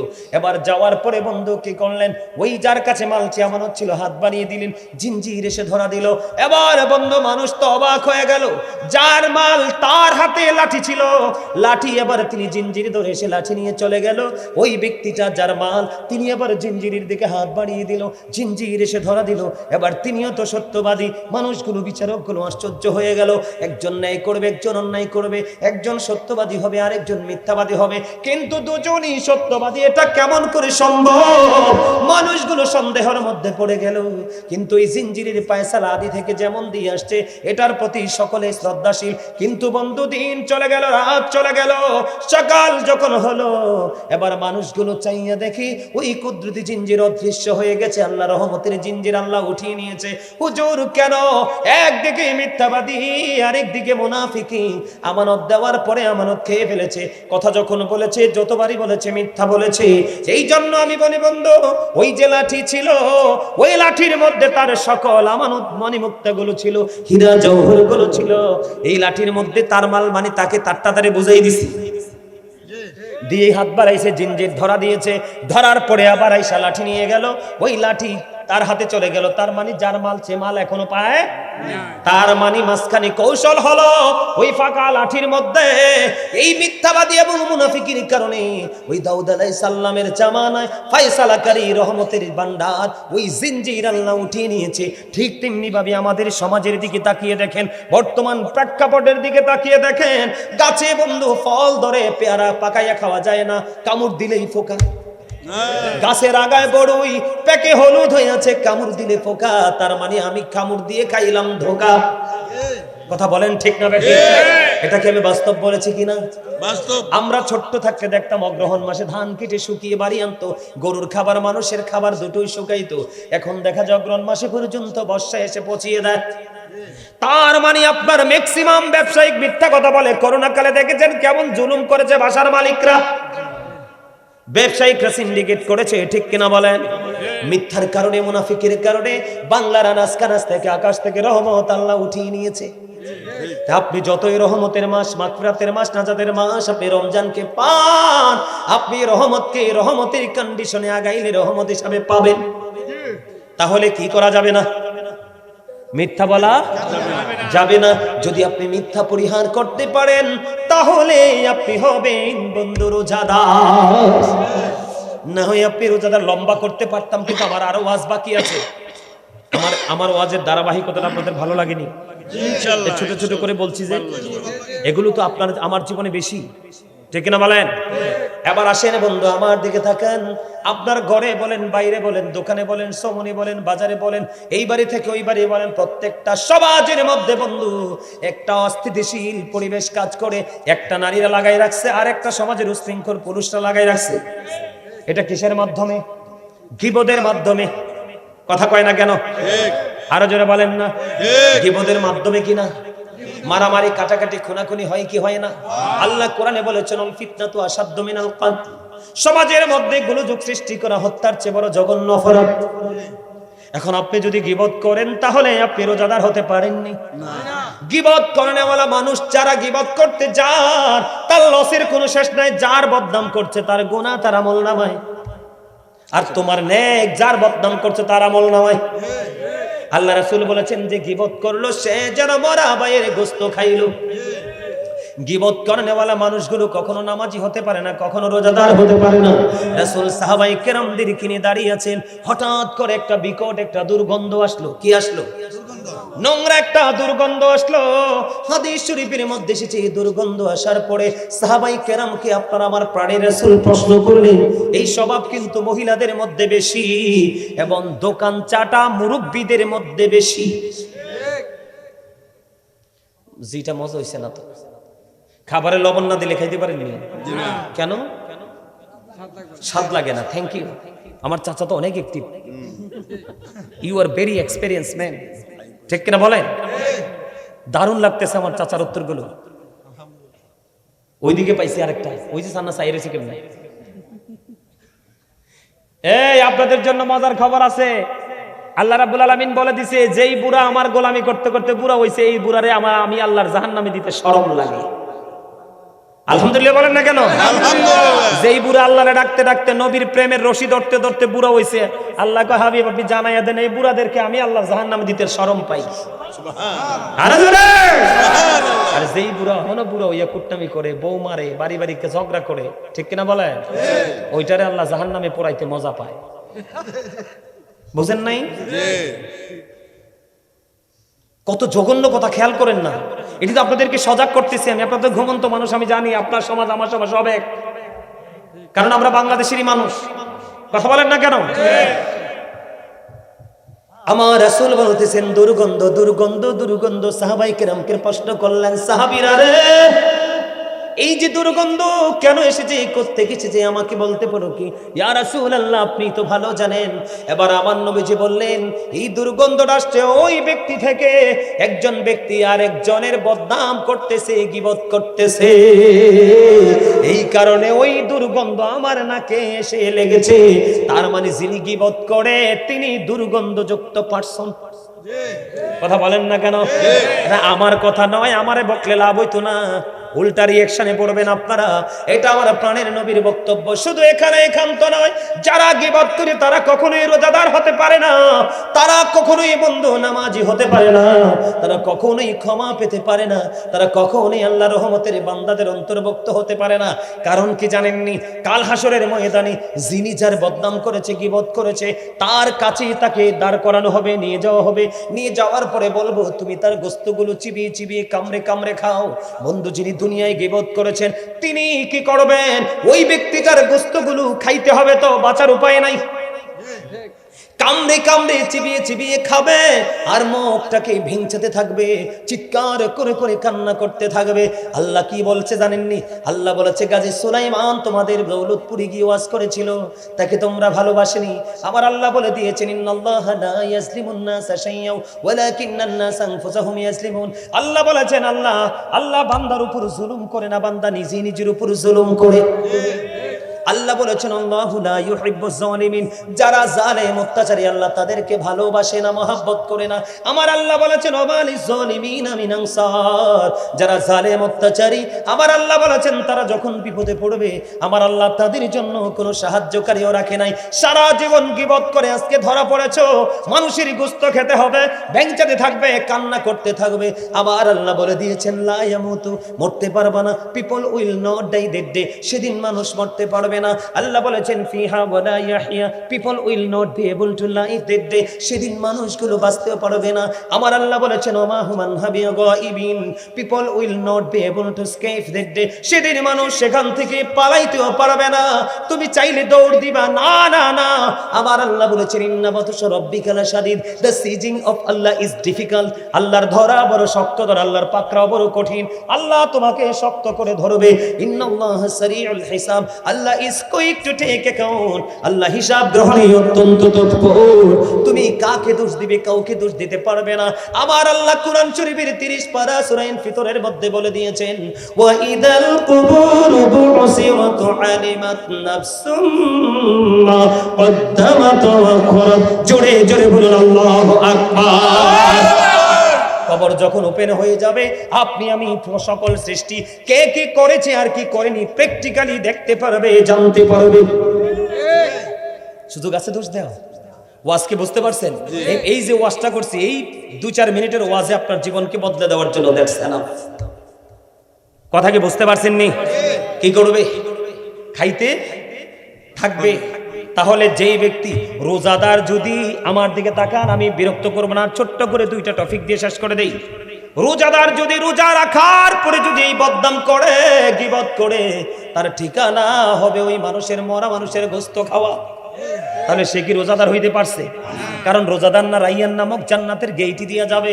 জান্নাত আল্লাহ বছরের শুরু থেকে শেষ পর্যন্ত সাজাইতেছে রোজাদারের জন্য। যে গীবত করে সে কখনো রোজাদার হতে পারে?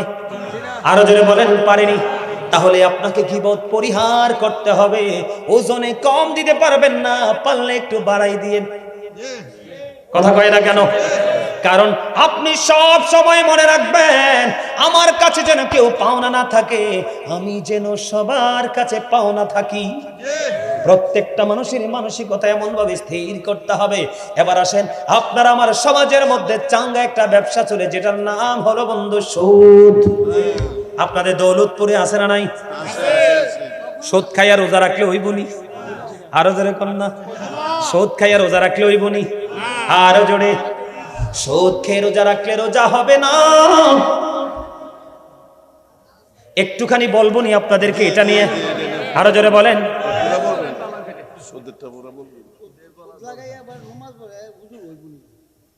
এই ওয়াজটা করতেছি চাচা, একটু শোনেন, তাইলে সব উত্তর পেয়ে যাবেন এখান থেকে। আমার দিকে তাকান, আমি ফার্স্ট টাইমে সুদ করে নিয়ে ওয়াজ করি।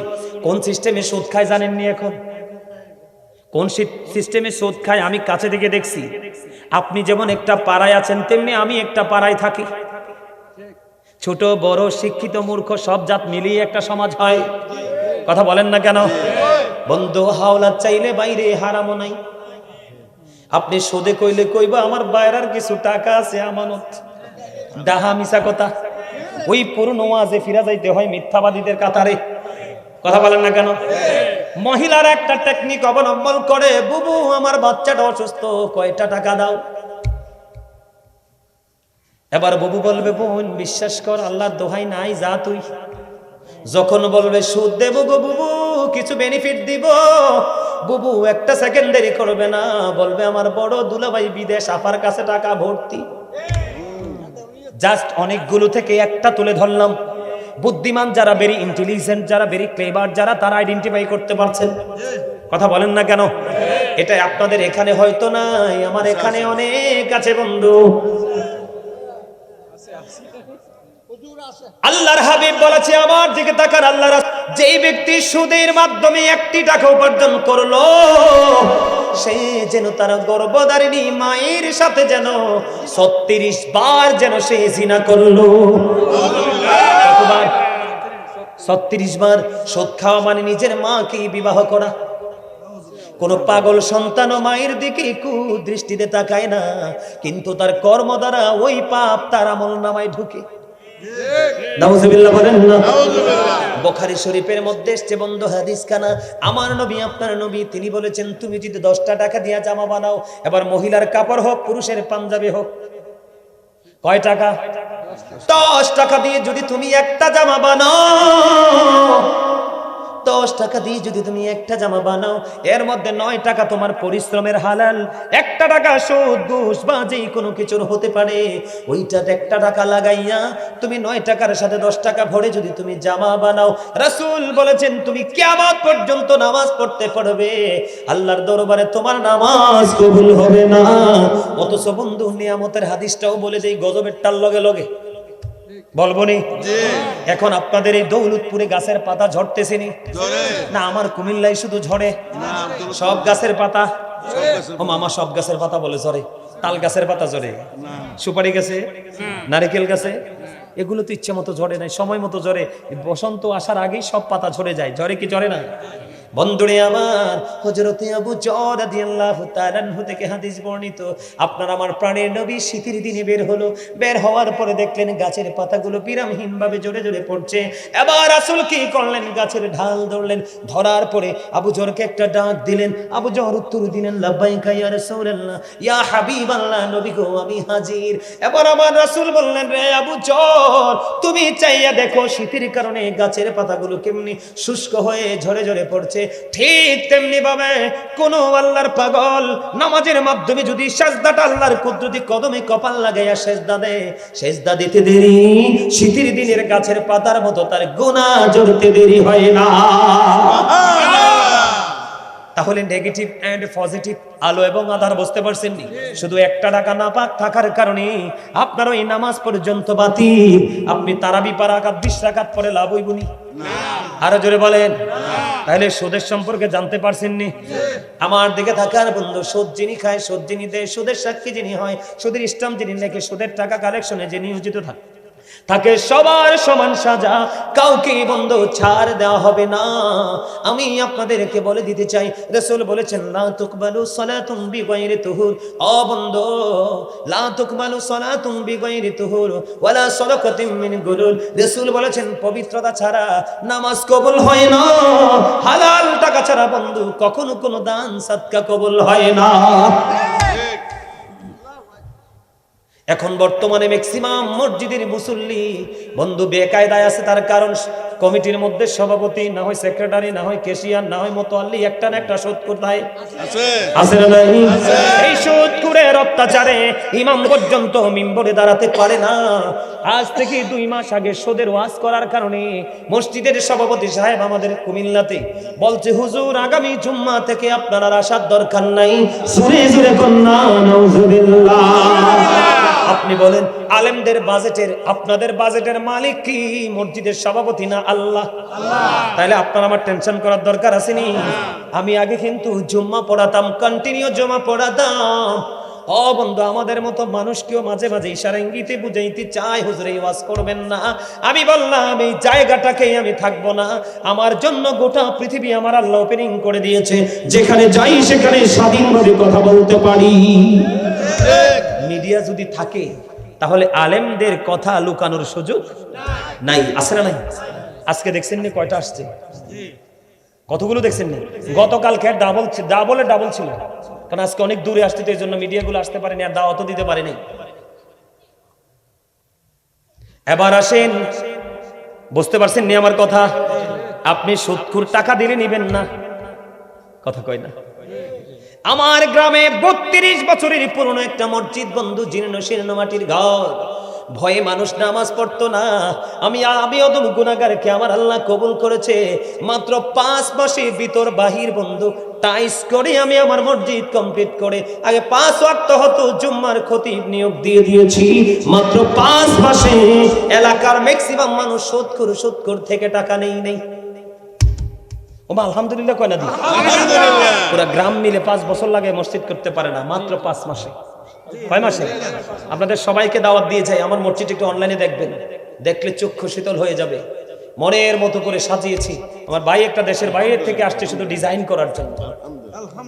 সে এসে কাজ কমপ্লিট করে আবার বাইরে চলে গেছে, শুধু বিছানা নিয়ে আসছে মসজিদকে ডিজাইনেবল করার জন্য। আমার কষ্ট মনে আছে, আজ থেকে বহু বছর আগে, আমি মনে 6-7 পড়ি, আমাদের এলাকার একজন মুরব্বী, নাম বলবো না, উনি আমার মায়ের কাছে কিছু টাকা ধার নিছিল। কে নিছিল?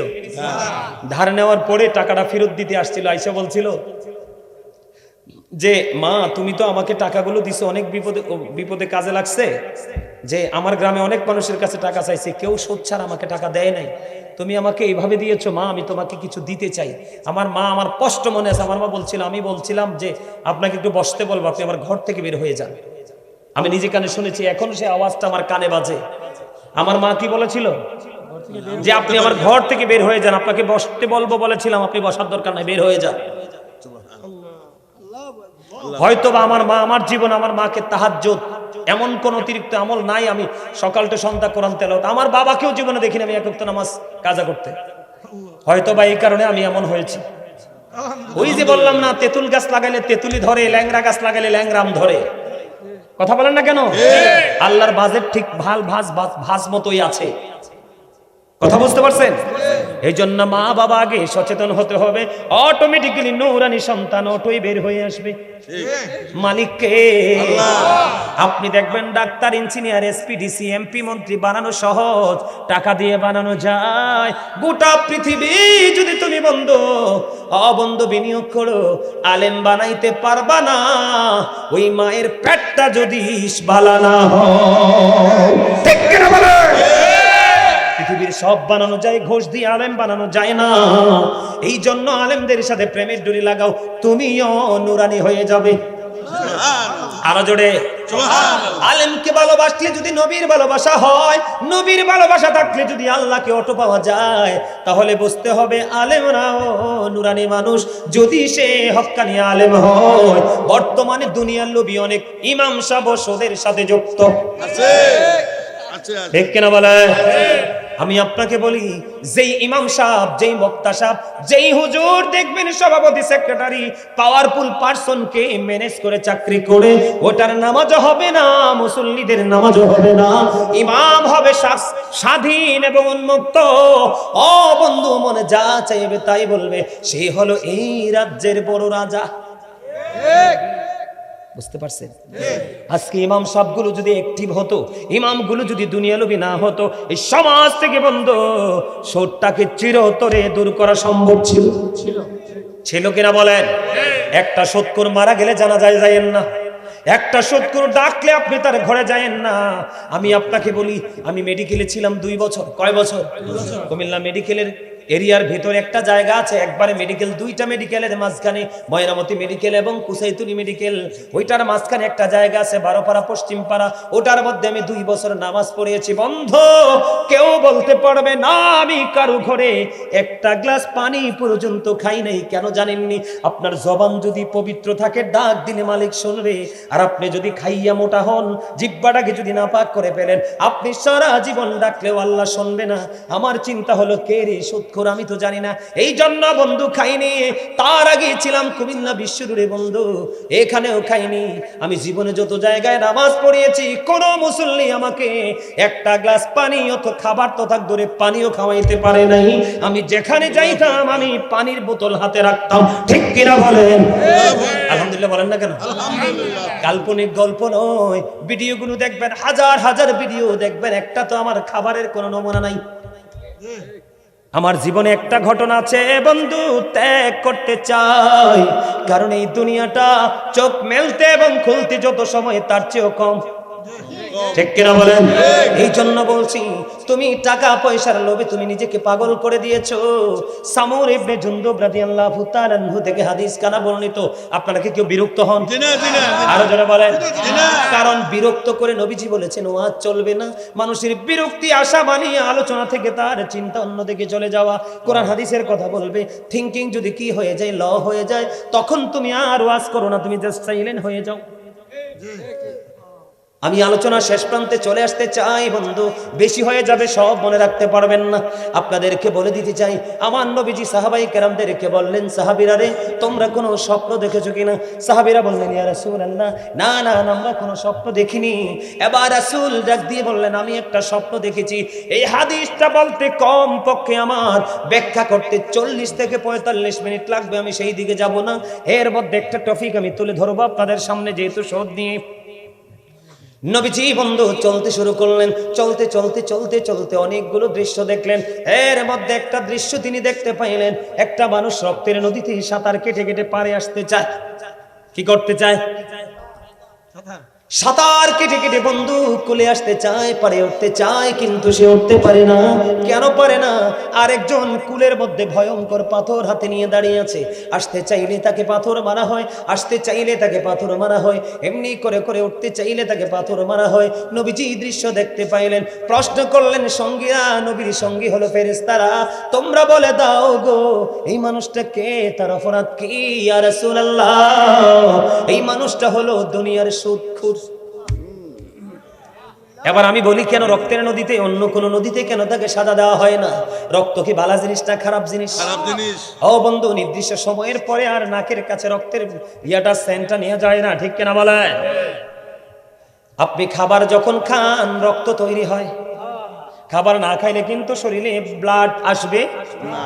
তখন ইনকাম যদি হালাল হয় বাজারও হালাল, বাজার যদি হালাল হয় রান্নাও হালাল, রান্না যদি হালাল হয় খাবারও হালাল, খাবার যদি হালাল হয় রক্ত হালাল, রক্ত যদি হালাল হয় আমল গ্রান্টেড। ঠিক। আর যদি ইনকাম যদি হারাম হয় তোমার বাজারও হারাম, বাজার যদি হারাম হয় রান্না হারাম, রান্না যদি হারাম হয় তোমার খাওয়াও হারাম, খাওয়ার যদি হারাম হয় রক্ত হারাম। তার মানে তোমার আলো আমল তোমার অগ্রহণযোগ্য, গ্র্যান্টেড নয়। তার কারণ বন্ধু, তুমি তো সুদ খাইলা না, গরিবের রক্ত চষে নিলা, এই জন্য তোমার জন্য মালিক সাজা অনেকগুলো রাখছে। এর মধ্যে একটা সাজা হলো তোমাকে রক্তের নদীতে হাবুডুবু খাইতে হবে, দুর্গন্ধযুক্ত হয়ে যাবে পরিবেশ। ও বন্ধু, কিন্তু তুমি চাইলে মরতে পারবা না, না না মরতে পারবা না। চাইলে তুমি বেঁচে যাবা না, না বাঁচতেও পারবা না। চাইলে তুমি ওখান থেকে আউট হতে পারবা না, না আউটও হতে পারবা না। তাহলে রক্ত খাওয়ার আগে বুঝা শূন্য খাইও। রক্ত চোষা মানে বুঝেন নাই? একটা রিক্সাওয়ালা তার জাস্ট শেষ সম্বল জীবন জীবিকার রিক্সা, সুদখোরের নজর থেকে রিক্সাটা পর্যন্ত রেহাই পায় না। একটা গরিব মানুষ বিপদে পড়ে টাকা নিয়েছে, সুদটা চক্রবৃদ্ধি হারে বাড়তে বাড়তে এমন অবস্থায় গেছে তার ভিটা পর্যন্ত লিখে দিতে হয়েছে। কয়দিন আগে ফরিদপুরে দেখলাম একটা ছেলে কিতালি পাঠাইছে বাবা নিয়ে, লিবিয়া না কোন দেশে আটকাইয়া কইছে তোমাদের বাড়ির জায়গাটা দলিল দাও, তোমাকে ছেড়ে দিব। বাড়ির জায়গাটা দলিল দেওয়ার পরে ছেলেটাকে ছেড়ে দিয়েছে। ওই সমস্ত যারা ভূমিদস্যু আছে তারা কি কখনো রোজা রাখলে আল্লাহ পর্যন্ত পৌঁছাতে পারবে? আল্লাহ রাসূল বলেছেন, যেই ব্যক্তি 1 বিঘা পরিমাণ জায়গা জোর করে দখল করলো তাকে কাল হাসরের ময়দানে আল্লাহ রাব্বুল আলামিন 7টা পৃথিবী তার গলায় ঝুলাইয়া দিবে। কন্টিনিউয়াসলি বুঝা বইতে থাকবে। এই এক্সাম্পল দেখেন, আমি এক্সাম্পল দেই, আগামী দিন বা অথবা আজকে ঘরে যেয়ে ট্রাই করবেন। এটা হচ্ছে আধা লিটার পানি, মাম পানি। কথা বলে না কেন? এটা আমি ধরে রাখলাম আধা লিটার, ঠিক বেশি না, 40 কদমের আগেই আধা লিটার আমার হাতটার কাছে 1 লিটারের চেয়ে বেশি হয়ে যাবে। কথা বলে না কেন? আরো কিছু হাঁটার পর এটার ওজন হবে 5 কেজি, আরো কিছু হাঁটার পরে শেষ। আমি আপনারা কেউ বেয়াদবি মনে করবেন না, এটা ছাড়া আমার উপায় নাই। এক্সাম্পল দিয়েছি, কি করেছি আমার এক্সাম্পলটা আপনি দেখেন। এটা পড়ে গেছে তো, কারণ এটা আমার এত বেশি ভারী হয়ে গেছে আমি বহন করতে পারলাম না, হাত ফসকে পড়ে গেল। কিন্তু এটার মধ্যে তো আমার জীবন, আমি কি করলাম এখন আবার এটা কেটে গেল উঠাইয়া রাখলাম, কারণ পানি ছাড়া বাঁচতে। কিন্তু বন্ধু এখানের তার ওখানের তার মধ্যে বেশ কম আছে, ওখানেরটা অত্যন্ত ডিফিকাল্ট। এটা কেমন করে বুঝাই? আমার এই পানির বোতল আমি পড়ে গেল, অনেক ভারী হয়ে গেল, কারণ আমার হাত এটাকে আর নিতে পারছে না। কিন্তু যখন গেল আমি আবার উঠাতে পারলাম। কিন্তু তুমি যে জোর করে করে মানুষের জায়গা দখল করো, এমনি করে করে মানুষের সম্পত্তি হরণ করে নাও। রাসূল বলেছেন, যেই ব্যক্তি বন্ধু 1 বিঘা পরিমাণ জায়গা জোর করে দখল করবে তার গলার মধ্যে 7টা পৃথিবীকে মালা বানাইয়া দিবে। ও বন্ধু, বহন করেই করে কি করতে হবে? বাঁচতে জীবন অতিবাহিত করতে হবে, কিন্তু চাইলেও ছিঁড়ে ফেলতে পারবে না, মরতেও পারবে না, বাঁচতেও পারবে না, পালাইতেও পারবে না। তাহলে অন্যের উপর জুলুম করার আগে হিসাব করে জুলুম করা উচিত। বুঝতে পারছেন নি আমার কথা? এবার আসেন, চুরি করে মাল রাখার জায়গা না পাইলে কোনোদিন চোর চুরি করবে না। অন্যায় করার পরে যদি কেউ প্রশ্রয় পাওয়ার সম্ভাবনা না থাকে, কেউ অন্যায় করবে না। এই জন্য রাসূল বলেছে, ও পৃথিবীর আমার উম্মত, এই যে রমজান মাস, রমজানের চাঁদ দেখি খুশি হইও না, রমজানের রোজা কিন্তু 30টা রাখতে হবে। তার মানে রমজান আসতে সেটার জন্য খুশি হইও না, সকল অন্যায়কে ছেড়ে দিতে হবে। এটা হলো একজন মুমিনের জন্য সবচেয়ে বড় চ্যালেঞ্জিং বিষয়, ঠিক কিনা বলেন?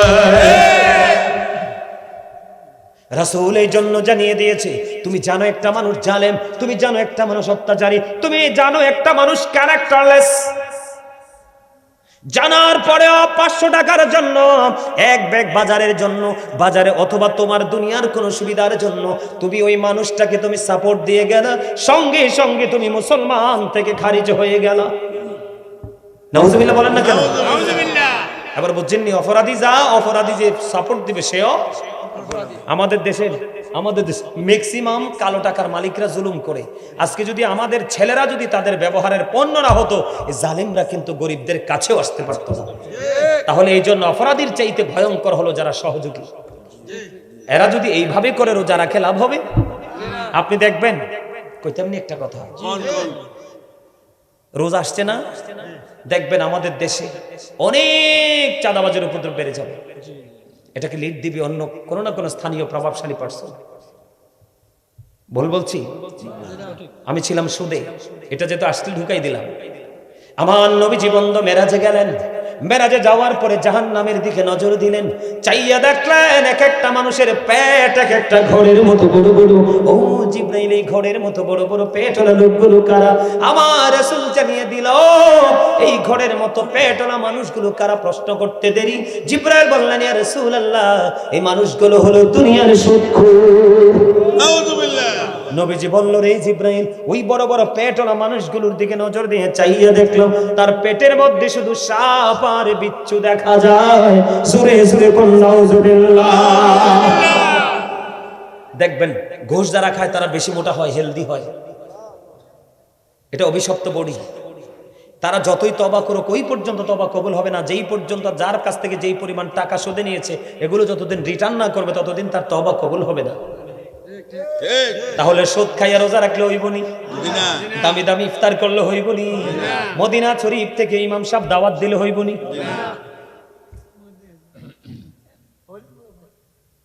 বুঝতে পারছেন? এবার সর্বশেষ অনেক আলোচনা হয়ে গেছে, আর আলোচনা করব না। সর্বশেষ একটা টপিক দিতে চাই ছোট্ট করে। সবচেয়ে যে জঘন্যতা আমাদের সমাজে, মা বাবাকে কষ্ট দেওয়া। আরে যারা বলেন না কেন, মা বাবাকে ভালোবাসা ফরজ। বুঝেন না, আল্লাহর কোরআনে আব্বা আম্মার কথা কইছে। আব্বা আম্মা কত দামি জিনিস। আরে বোকা, তোমরা এত বোকা কেন? আজকে তুমি আব্বা আম্মাকে আদর করো, কালকে তুমি আব্বা মা হয়ে যাবে। তোমার জন্য তার চাইতে ডাবল সম্মান, তোমার জন্য রেসপেক্ট আল্লাহ বরাদ্দ করে রাখছে। তুমি আব্বাকে আব্বা বলতে, আম্মাকে আম্মা বলতে ভয় পাও কেন? তুমি বাবাকে বাবার মতো ভালোবাসো, মাকে মার মতো ভালোবাসো, কারণ এই জেনারেশনটা তোমার জন্য অপেক্ষা করতেছে। তুমি যদি আজকে বাবাকে বাবা বলতে পারো, তুমি তার চাইতে ডাবল রূপে বাবা হিসাবে তুমি তোমার সন্তানের কাছে দাঁড়াতে পারবে। কেন বুঝো না? এটা বোকার কাজ না দাদা ভাই? বাবা আমাকে কষ্ট দেওয়া কি বোকার কাজ না? আল্লাহর কোরআন খুলে দেখলাম, যেটা আল্লাহর অমীয় বাণী, লৌহে মাহফুজের কোরআন, যাকে বলা হয় দা হোলি কোরআন। রাসূল বলেছেন, paradise of the child under the feet of the mother. মায়ের পায়ের নিচেই সন্তানের জান্নাত। এই জন্য আমি বলি, we should obey our parents. আমাদের প্রত্যেকের উচিত আমাদের পিতামাতাকে মান্য করা, কারণ তাদেরকে মান্য করা হলো ফরজ, তাদেরকে কষ্ট দেওয়া হারাম। বাবা মাকে ভালোবাসা কি ফরজ, বাবা মাকে কষ্ট দেওয়া হারাম। রাসূলকে প্রশ্ন করলেন, নবী গো, আমি কে আমার কাছ থেকে সবচেয়ে মিষ্টি পাওয়ার হক রাখে, মিষ্টি ব্যবহারের হক কার বেশি? আমার রাসূল বললেন, ক্বালা উম্মুকা ইউর মাদার, তোমার মা। এরপর বললেন, ক্বালা সুম্মা মান, নেক্সট কে? রাসূল বললেন, ক্বালা উম্মুকা ইউর মাদার, তোমার মা। এরপরে বললেন, ক্বালা সুম্মা মান, নেক্সট টাইম কে? রাসূল আবার বললেন, ক্বালা উম্মুকা ইউর মাদার। আবার প্রশ্ন করা হলো, ক্বালা সুম্মা মান, তারপরে কে? আমার রাসূল বললেন, ক্বালা আবুকা ইউর ফাদার। জোরে জোরে বলেন আল্লাহু আকবার। এজন্য আমি একটা ছন্দ বলি, বলবো? এখন মনে পড়ছে, বলবো?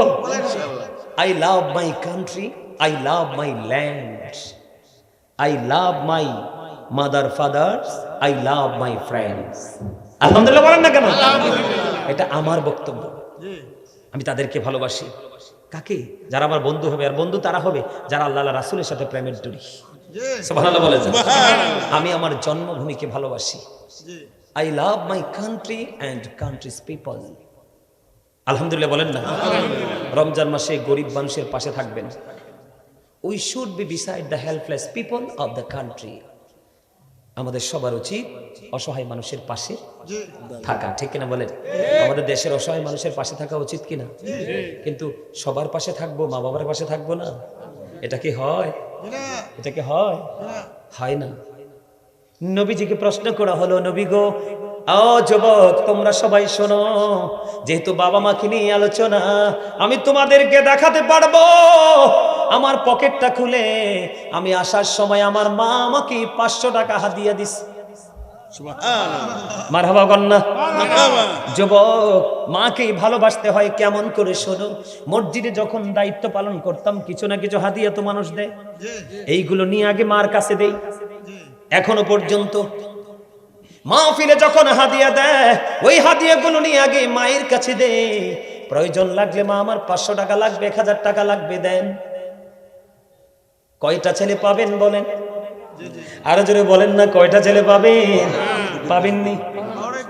আমার মতো একটা ছেলে আমার মতো অবস্থান থেকে যদি আমি আমার মার কাছে নিয়ে দিতে পারি, প্রয়োজনে মার কাছ থেকে চেয়ে আনতে পারি, তাহলে এই সমাজের যুবকদের শিক্ষণীয় বিষয় আছে কি আছে না? আরো জোরে বলেন না।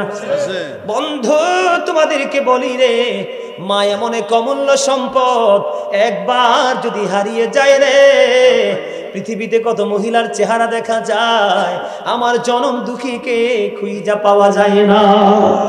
এটা এমন এক সম্পদ, একবার হারালে বন্ধু আর পাওয়া যায় না। আমার রাসূলকে প্রশ্ন করলেন এক ব্যক্তি এসে, ইয়া রাসূলুল্লাহ, আমার বাবা আমার উপার্জিত অর্থগুলো তিনি নিজের মতো করে খরচ করতে চায়। এবার আমার নবীজি একটা ডাক দিয়ে বললেন, তোমার সম্পত্তি নয়, তুমি নিজেও তোমার বাবার সম্পদ। বাবা যেমনি যেমনি তোমাকে খাটাতে পারবে, না করতে পারবে না। আমার রাসূল বলেছেন, হতভাগা সে, হতভাগা সে, হতভাগা সে রে, কে রে সেই হতভাগা? যিনি বাবা মা দুজনকে পাইলো অথবা একজনকে পাইলো, তাদেরকে ভালোবেসে জান্নাতে হতে পারলো না, তার মতো হতভাগার কেউ হইতে পারে না। মায়ের দিকে মায়ার নজরে একটা নজর দাও, একটা হজের সওয়াব। নবী গো, যদি 100 বার তাকাই, নবী বললেন 100 হজের সওয়াব। আমি আপনাদেরকে ছোট্ট হাদিসের একটা অংশ শোনাবো। হযরত জুরিজ নামে একজন আল্লাহওয়ালা বুজুর্গ লোক ছিল। বুখারী শরীফের মধ্যে este হাদিস কানা অনেক লম্বা, একটা অংশ জানাই আপনাদেরকে, অংশ বিশেষ।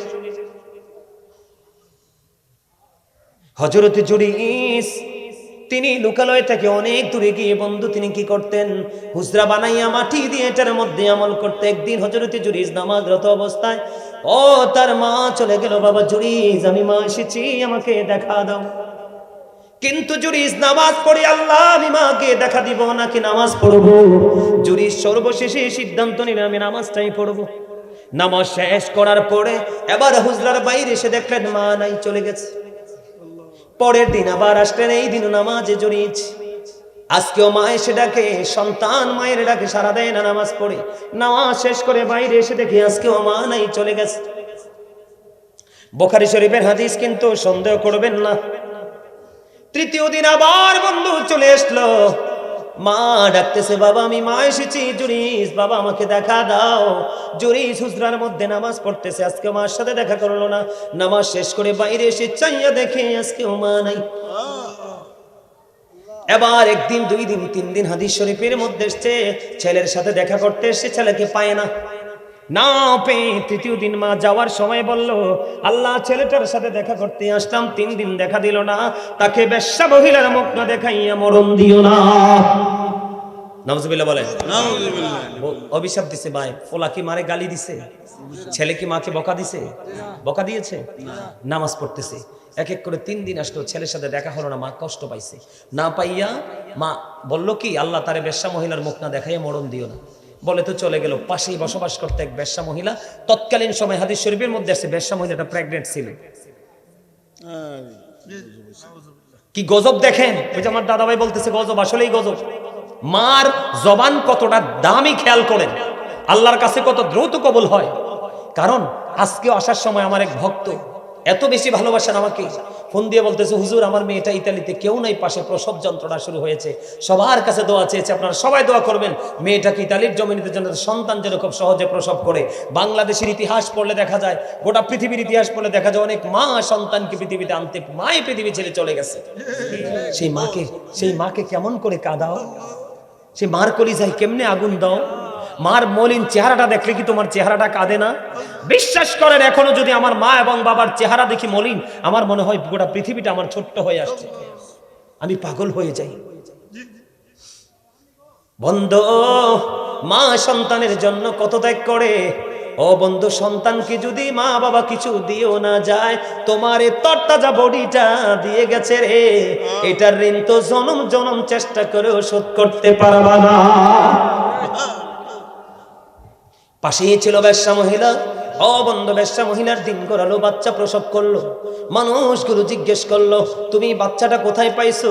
ওই বেশ্যা মহিলা উত্তর দিয়ে দিল, এই বাচ্চা আমি আনছি জুরিস থেকে। আসলে সরল মনা জুরিস কিছুই জানে না। মায়ের অভিশাপ তো লেগে গেল। এবার বন্ধু কি করলেন? মানুষগুলো তৎকালীন সময় কি করলো?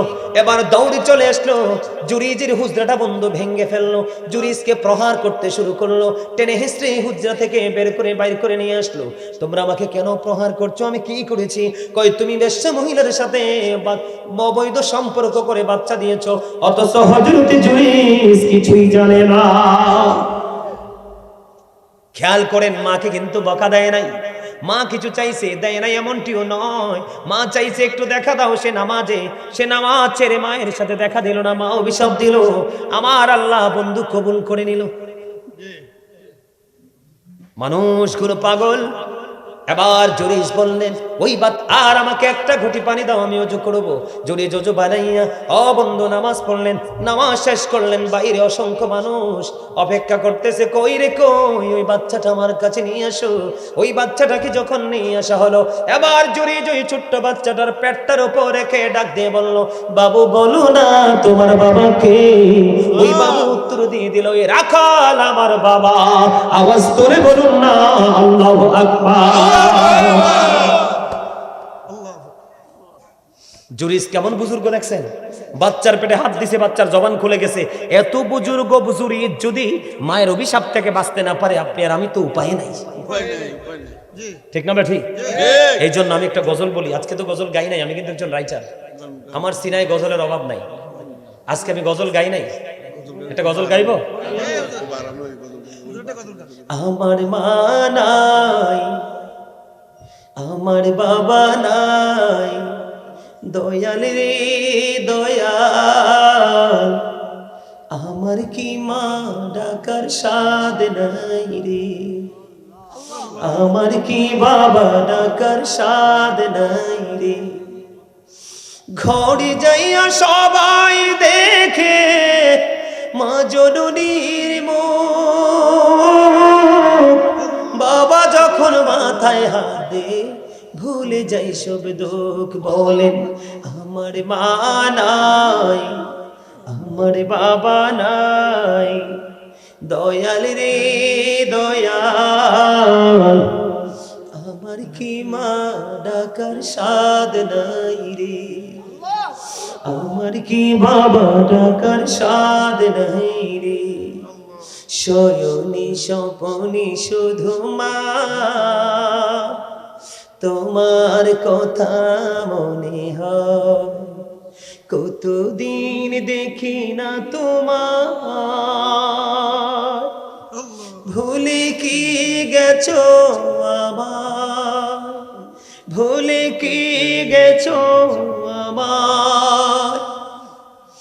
আদর সোহাগ মাগো আর কোথা পাবো, কারা চলে আমি নিজেকে জড়াবো।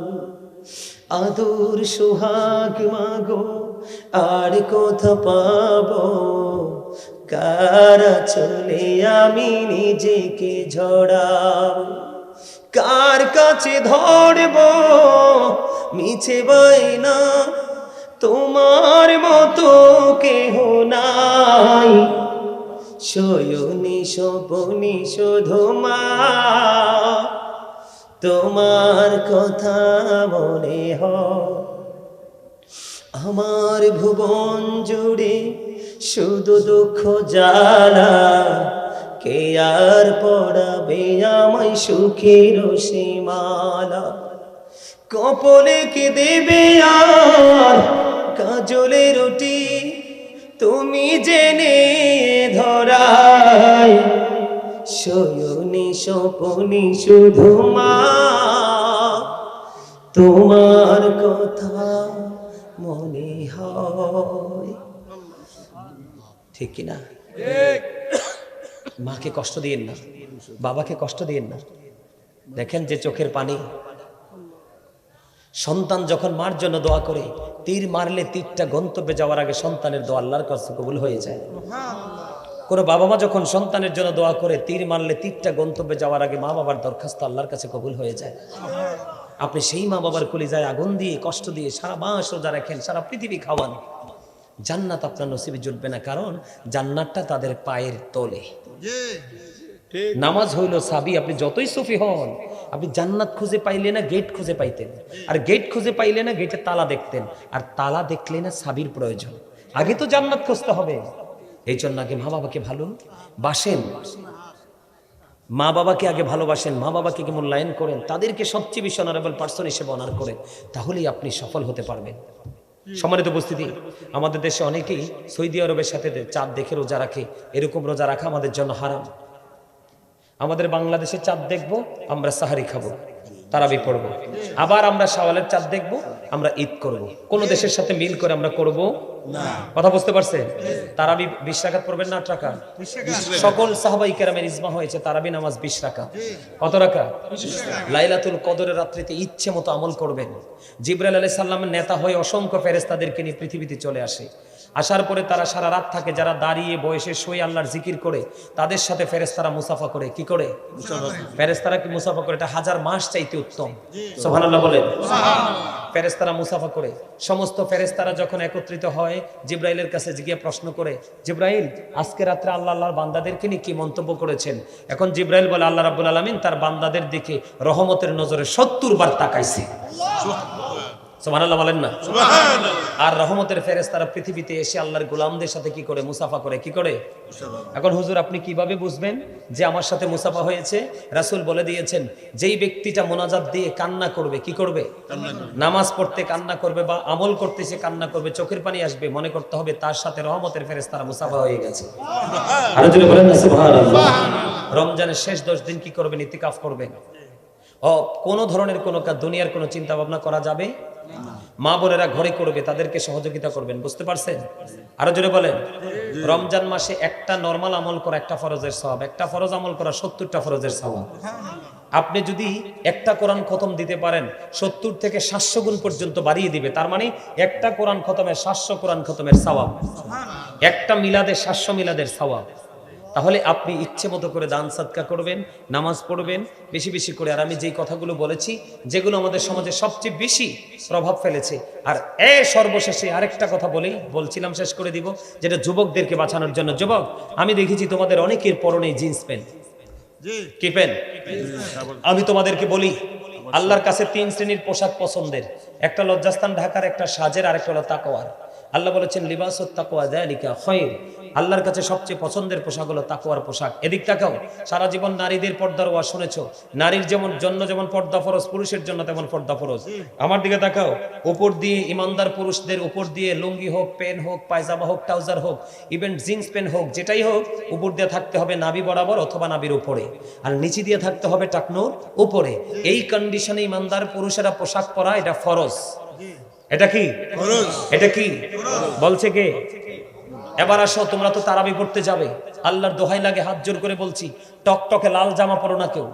গেঞ্জি বলো, শার্ট বলো, পাঞ্জাবি বলো, টকটকে লাল মুসলমানের জন্য টোটাল মাকরুহ তাহরিম, এটা হারামের অন্তর্ভুক্ত। নবীজিকে এক ব্যক্তি একটা না 2টা সালাম দিয়েছে, নবীজি সালামের জবাব দেয় নাই। তার কারণ তার পরনে ছিল লাল জামা।